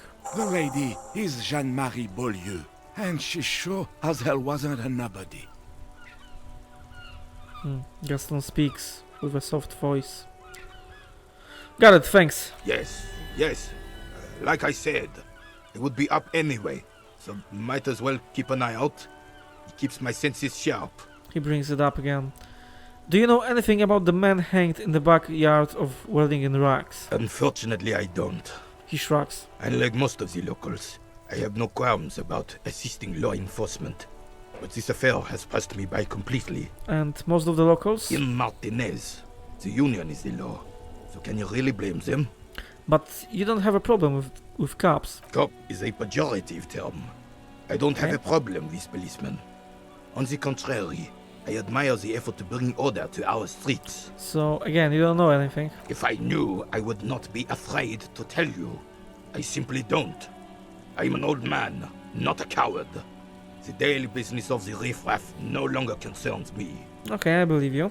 You seem to be playing in a crater. Yes. The man nods. The terrain here provides an interesting variety to a familiar game. Was there an earthquake here? No. He replies. It was left by heavy artillery fire. Gaze wandering over the bay. It was because of the revolution. Yeah, I thought at first that it was because of my car, but it didn't seem fucking right. Yeah, to cause that much damage. So yeah, it's another remnant of the revolution. Okay, it's a crater left by artillery fire, but why? Why what? Why was heavy artillery used? Because that's what happens when communards hijack your country, execute your supreme leadership, and turn your capital into a slaughterhouse. You use heavy ordnance to clean up your home. Wait, who are the communards again? Commies, communists, socialists, anarchists, Okay. call them what you like. They just chose the name to feel special. Senseless sentimentality. The carabinier frowns. Did you use the artillery fire against them? Sadly, no. It was the foreigners who brought them to their knees. We fought valiantly. Too valiantly. So valiantly we got licked. He adds, squeezing a bull in his fist. Should have fought dirty, like they did with their suicide sex cult propaganda and mad anarchist women strapped to shrapnel bombs. We didn't so, and we lacked caliber. God bless him, but the suzerain's cannons simply weren't big enough. Why shell them here in Martinez? Because this place is a damn beachhead. Had to soften the commies up first. He says, pointing to the bay. The beachhead? Yes. The military coordinated amphibious landing to take back Revachol. He nods, inspecting you with some disdain. Martinez was used as one of the 3 footholds in Revachol during Operation Deathblow in 08. The other 2 are off in Stella Maris and the Delta. He points to the northeast. Deathblow sounds grim. Not thoughtfully and turn to look northeast. Shake your head and look down at the crater. Not thoughtfully. This here is Blood Ground, where coalition boots first made landfall and cleaned those rabid dogs out. Most likely, we're playing pétanque on their mangled corpses. He says, looking down at the soil. Blood ground. You got old René going there. Like he isn't hungry enough already. The other one shakes his head. Hold on, the coalition. Don't get me wrong, officer. I grunts. hate those foreign dogs, but the enemy of my enemy and all that. They're the lesser evil. Is that why everything is so bombed out? Damn right, son. They lit the fire of hell on the city before they stormed it.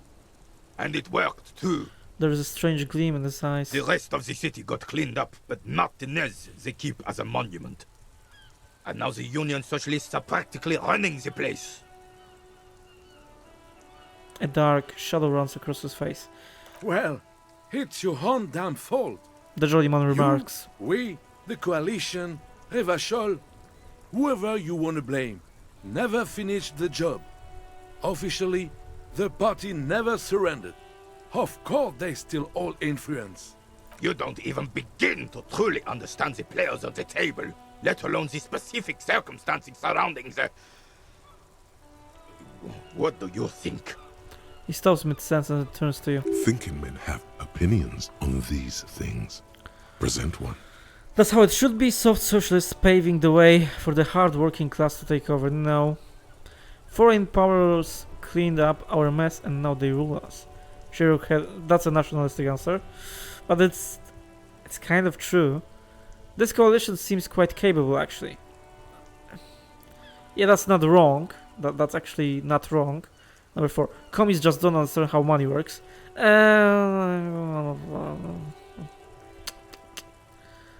kind of don't. But I don't think it's like the most important thing here in this conflict, in this revolution. Nothing. I don't think. I just do. Yeah, number 3. The coalition seems quite capable, actually. They're not. And I'm sorry it had to be them. After 8 years of fighting those hyenas, boiling cats for food and drinking piss in the mountains, He takes a deep breath. I would have preferred if the Right Honorable King Guillaume returned through Revachol, or even if that damn clan Frissel had risen from the grave and led us. Sadly, that was not the case. Instead, all that is just, holy, and beautiful in the world was wiped away, and now it's neon signs with toothpaste ads everywhere. Foreign influence peddling garbage and stupid music on the radio. He sighs. I don't agree with. Like. Let's continue. This is just what the commies wanted. This was their plan all along. This is what they wanted to replace the role of the suzerain with. I don't think so, man. I think the communists didn't want the capitalistic ads and neon and stupid music on the radio. Yeah, I think that's quite anti-communistic, really.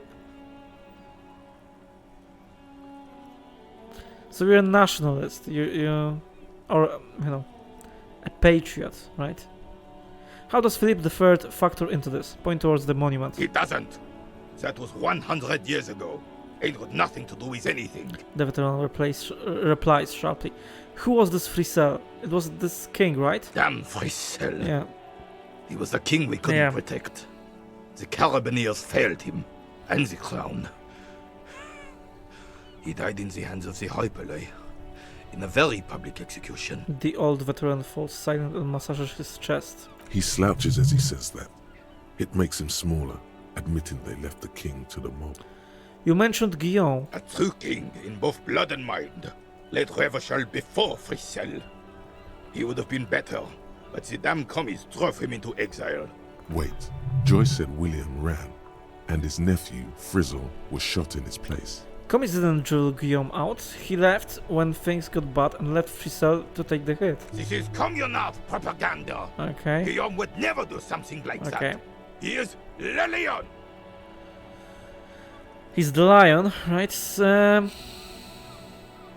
Right, so... Okay. Again, you're a patriot and nationalist. You were raised that way. Raised that way. Okay. There is not a shadow of doubt in his mind that this is the truth. Okay, that's kind of interesting. You know, I'm from... Let's go on a little bit of a tangent, because it's depicted here quite beautifully. Maybe beautifully is the wrong word, because there's nothing beautiful about it. Accurately. It's and again, it's written masterfully. It's subtle, but it also is true. I live in a Silesia region in Poland, and if you didn't know, Silesia region was like a point of a conflict between Germany and Poland, and you know, it was a German region before, and there was a lot of Germans here. It was also a Czech region before. Yeah, and some parts of it were like Silesians are not strictly Polish, and many of them in the Second World War were, you know, had to be in Wehrmacht because you know, they were essentially German. They were more German than they were Polish. And yeah, in the Second World War there was, you know, this whole propaganda created by Goebbels, and you know, depicting Hitler as the greatest man who will save Germany and stuff, right? And I didn't really know her, but I know it from the stories. My great-grandmother, she died when I was 3 years old. I remember her, like, you know, in a fog. I was really little. I have this one, like, memory that I was running to her, and she was lying in bed or something. She apparently, like, really loved me very much and stuff. I didn't, I have this one blink of memory in my mind and nothing else. The rest is just stories from my parents and the grandparents. What I want to get at, she to the end believed that Hitler did nothing wrong. It's a meme now, right? Hitler did nothing wrong, like kind of a meme from 4chan and stuff. She really believed that. All the atrocities that the Germans and the Nazis commit in the Second World War, she to the end of her days, she believed that Hitler didn't knew about it. Like that, the decisions about the concentration camps and stuff, Auschwitz and other horrible places like this, that it was done beneath him, like it didn't get to him. If Hitler knew, then he wouldn't let that happen or some bullshit like that. So, yeah, she had the propaganda got to her, and it got to her so hard that she believed their truth to the end of her life, and she died in 1999 when I was 3 years old. So she died, what, 54 years. Yeah, 54 years after the war has ended. Like, holy fuck, man. And it's not it's not the same thing here, but it's similar. I believe that Joyce presented me with a factual historical account of what happened with this king, but he refuses to believe it and just says that it's a propaganda and fuck it. And I still believe in my nationalistic propaganda and the fact that my king was the lion, even though it's probably not fucking true, man. So, and he's also very old. So yeah, it's another mechanism from a real world. I don't know, maybe you have some similar experiences or stuff, but it's presented with it's a fictional world, but it's presented with intelligently written realism. Yeah, okay, tangent is over. Again, big plus to the game. I'm again in amazement of what they created here. Great. Okay, what exactly is suzerain? Conclude. The suzerain is the king. Has everyone forgotten already? Yeah. They forgotten already. He then slowly nods and says to himself, It's no use talking to you. You were still in Daddy's balls when it happened. When we took our last stand against the filth and rode the cavalry straight into gunfire. I saw the statue of Philippe III near the roundabout. Ah, yes! King Philip III on his steed. A reminder of what Revachol once was. I believe that the statue is ironic. Oh, absolutely. At the mercy of a cocaine-snorting tyrant who emptied the treasury so he could sleep on a bed of gold. He smiles as if reliving a pleasant memory. A superpower, feared and respected. A testament to what this country can be under the leadership of a true king. Someone who knows how to rule. How should the true king rule? Decisively, without fear of offending the sensibilities of the frail and weak-minded among his subjects. This is something the insurgents never understood. Seems to me a leader should take care of his people before himself. Powerful leader is not afraid to do what must be done. That's what this country needs now. I'm not sure how I feel about that. Number one, seems to me that the leader should take care of his people before himself. A nation is only as strong as its leader. That's why it was such madness to try to... Don't get started on that again. What happened, happened. There is some weirdness in his voice now. He's heard this rant many times before. The Carabiner doesn't reply, but his entire being communicates unbreakable resolve. Yeah, I mean... Right. Like the political ideas and historical truths that may not be true historical propaganda, like, kind of became part of him, and you even see that in his clothes. And you can't get rid of that man. That's just who he is, and he probably will die like that also.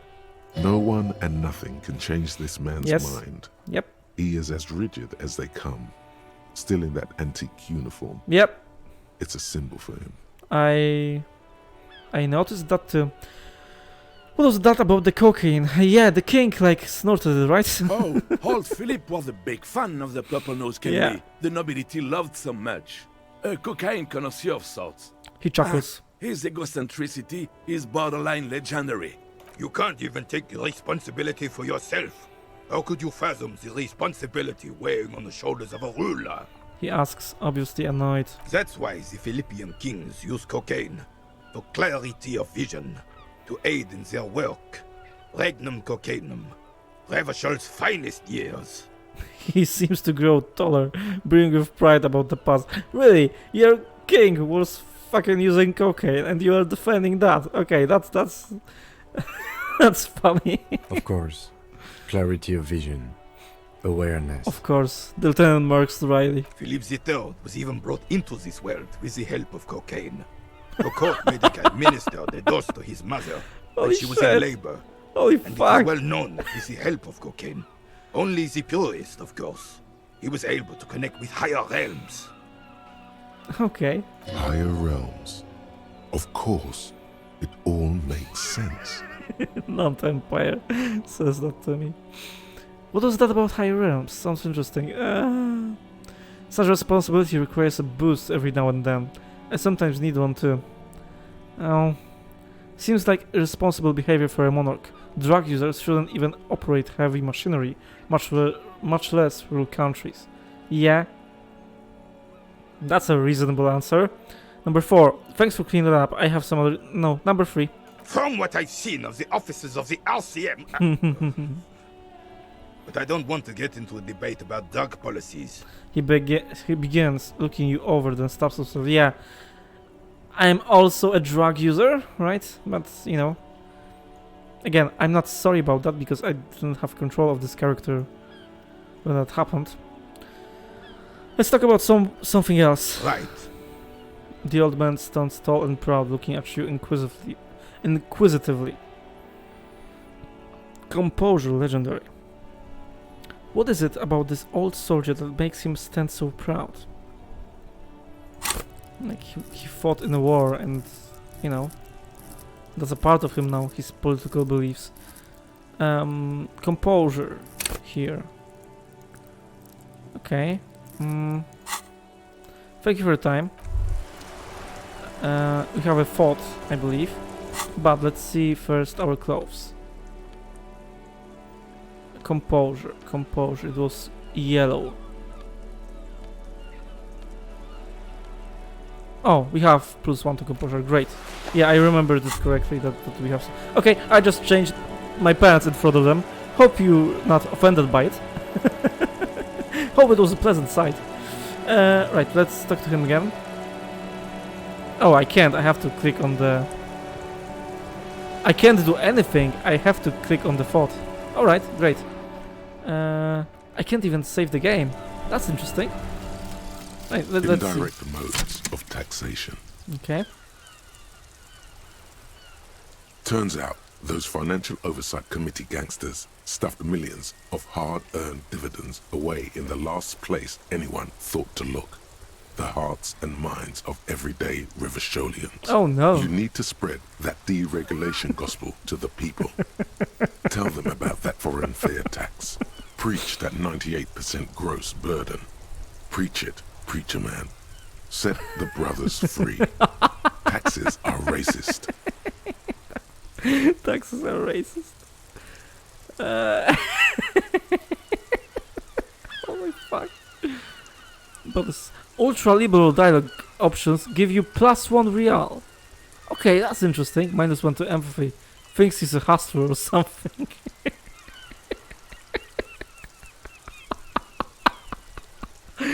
Oh shit. Oh, this game, man. This game. Right. Holy fuck, okay. I guess we have to choose ultra liberal answers to get +1 points. Okay, Vigilance officer, what can this old carabinier do for you? Let's see about this check. What is it about this old soldier that makes him stand so proud? 58%. +1, no René job situation. Oh shit. All you observe is a veteran refusing to let go of the past and his old uniform. This is not uncommon. I mean, this is kind of my diagnosis, so if I failed that and this is my diagnosis, if the check is failed, then maybe there's something more interesting about him, after all. This is the uniform of the Royal Carabiniers in service of Frissel I, Guillaume le Lion, and the valiant King Philip V before him. He catches your glance and nods. Don't you mean Frissel the Fan? You do not speak his name, Craven, although he was a clown. He adds. But he was our clown, ours to ridicule and to mourn. He turns back to you. There's something you missed. You will get to it. Don't worry. Okay. Can I talk to you? I have really outdone myself. This is divine. He takes a bite out of his sandwich. Yes, that's what you need, Gaston. More padding on that fat ass of yours. I hope your heart gives out. René, it's a little pleasures. Life doesn't need to be a struggle. I believe they are reading it wrong. The voice actors, I mean. The narrator could have read it like tisk tisk, but do people actually say tisk tisk? I always believe that it's an onomatopoeic way to write the clicking of the like of your mouth that you make, like no, like this thing right here, like the thing that kind of displays your disapproval or something, like right. If you do that and like shake your head a little bit, left and right, like you can't see me because I don't have a webcam, but still, you can imagine me doing it. Then yeah, it's kind of a disapproval, and they are reading it tisk tisk. That's weird. That's fucking weird. Okay, let's continue. Hello, officer. How might I be of assistance on this fine day? You mentioned Jean-Marie Boulier. Okay, you know what? It's 9:38. I am already past my time. Bye for now. We will start the next stream of Disco Elysium with talking to this guy. Then we will probably like explore, talk to other people who are there now, who weren't there before. I believe, they are there. Then we'll just, explore this whole map and talk to people that weren't there before again. And once we are done with that, we will go back to Willing and Rax and talk to these Union guys that are probably, are our prime suspects right now. Yeah, I believe that's a good plan. Okay, let's save the game. And once again, thank you very much for watching. If you're watching here on Twitch, then thank you very much. If you're watching on YouTube, also thank you from the bottom of my heart. I organized all of my playthroughs from Twitch on the YouTube playlist, so you can find those on my channel. You can subscribe and like if you like those videos, if you like those playthroughs. As I said, I have some plans of some other content regarding Disco Elysium. But I will give them more thought once I am done with this game. Yeah,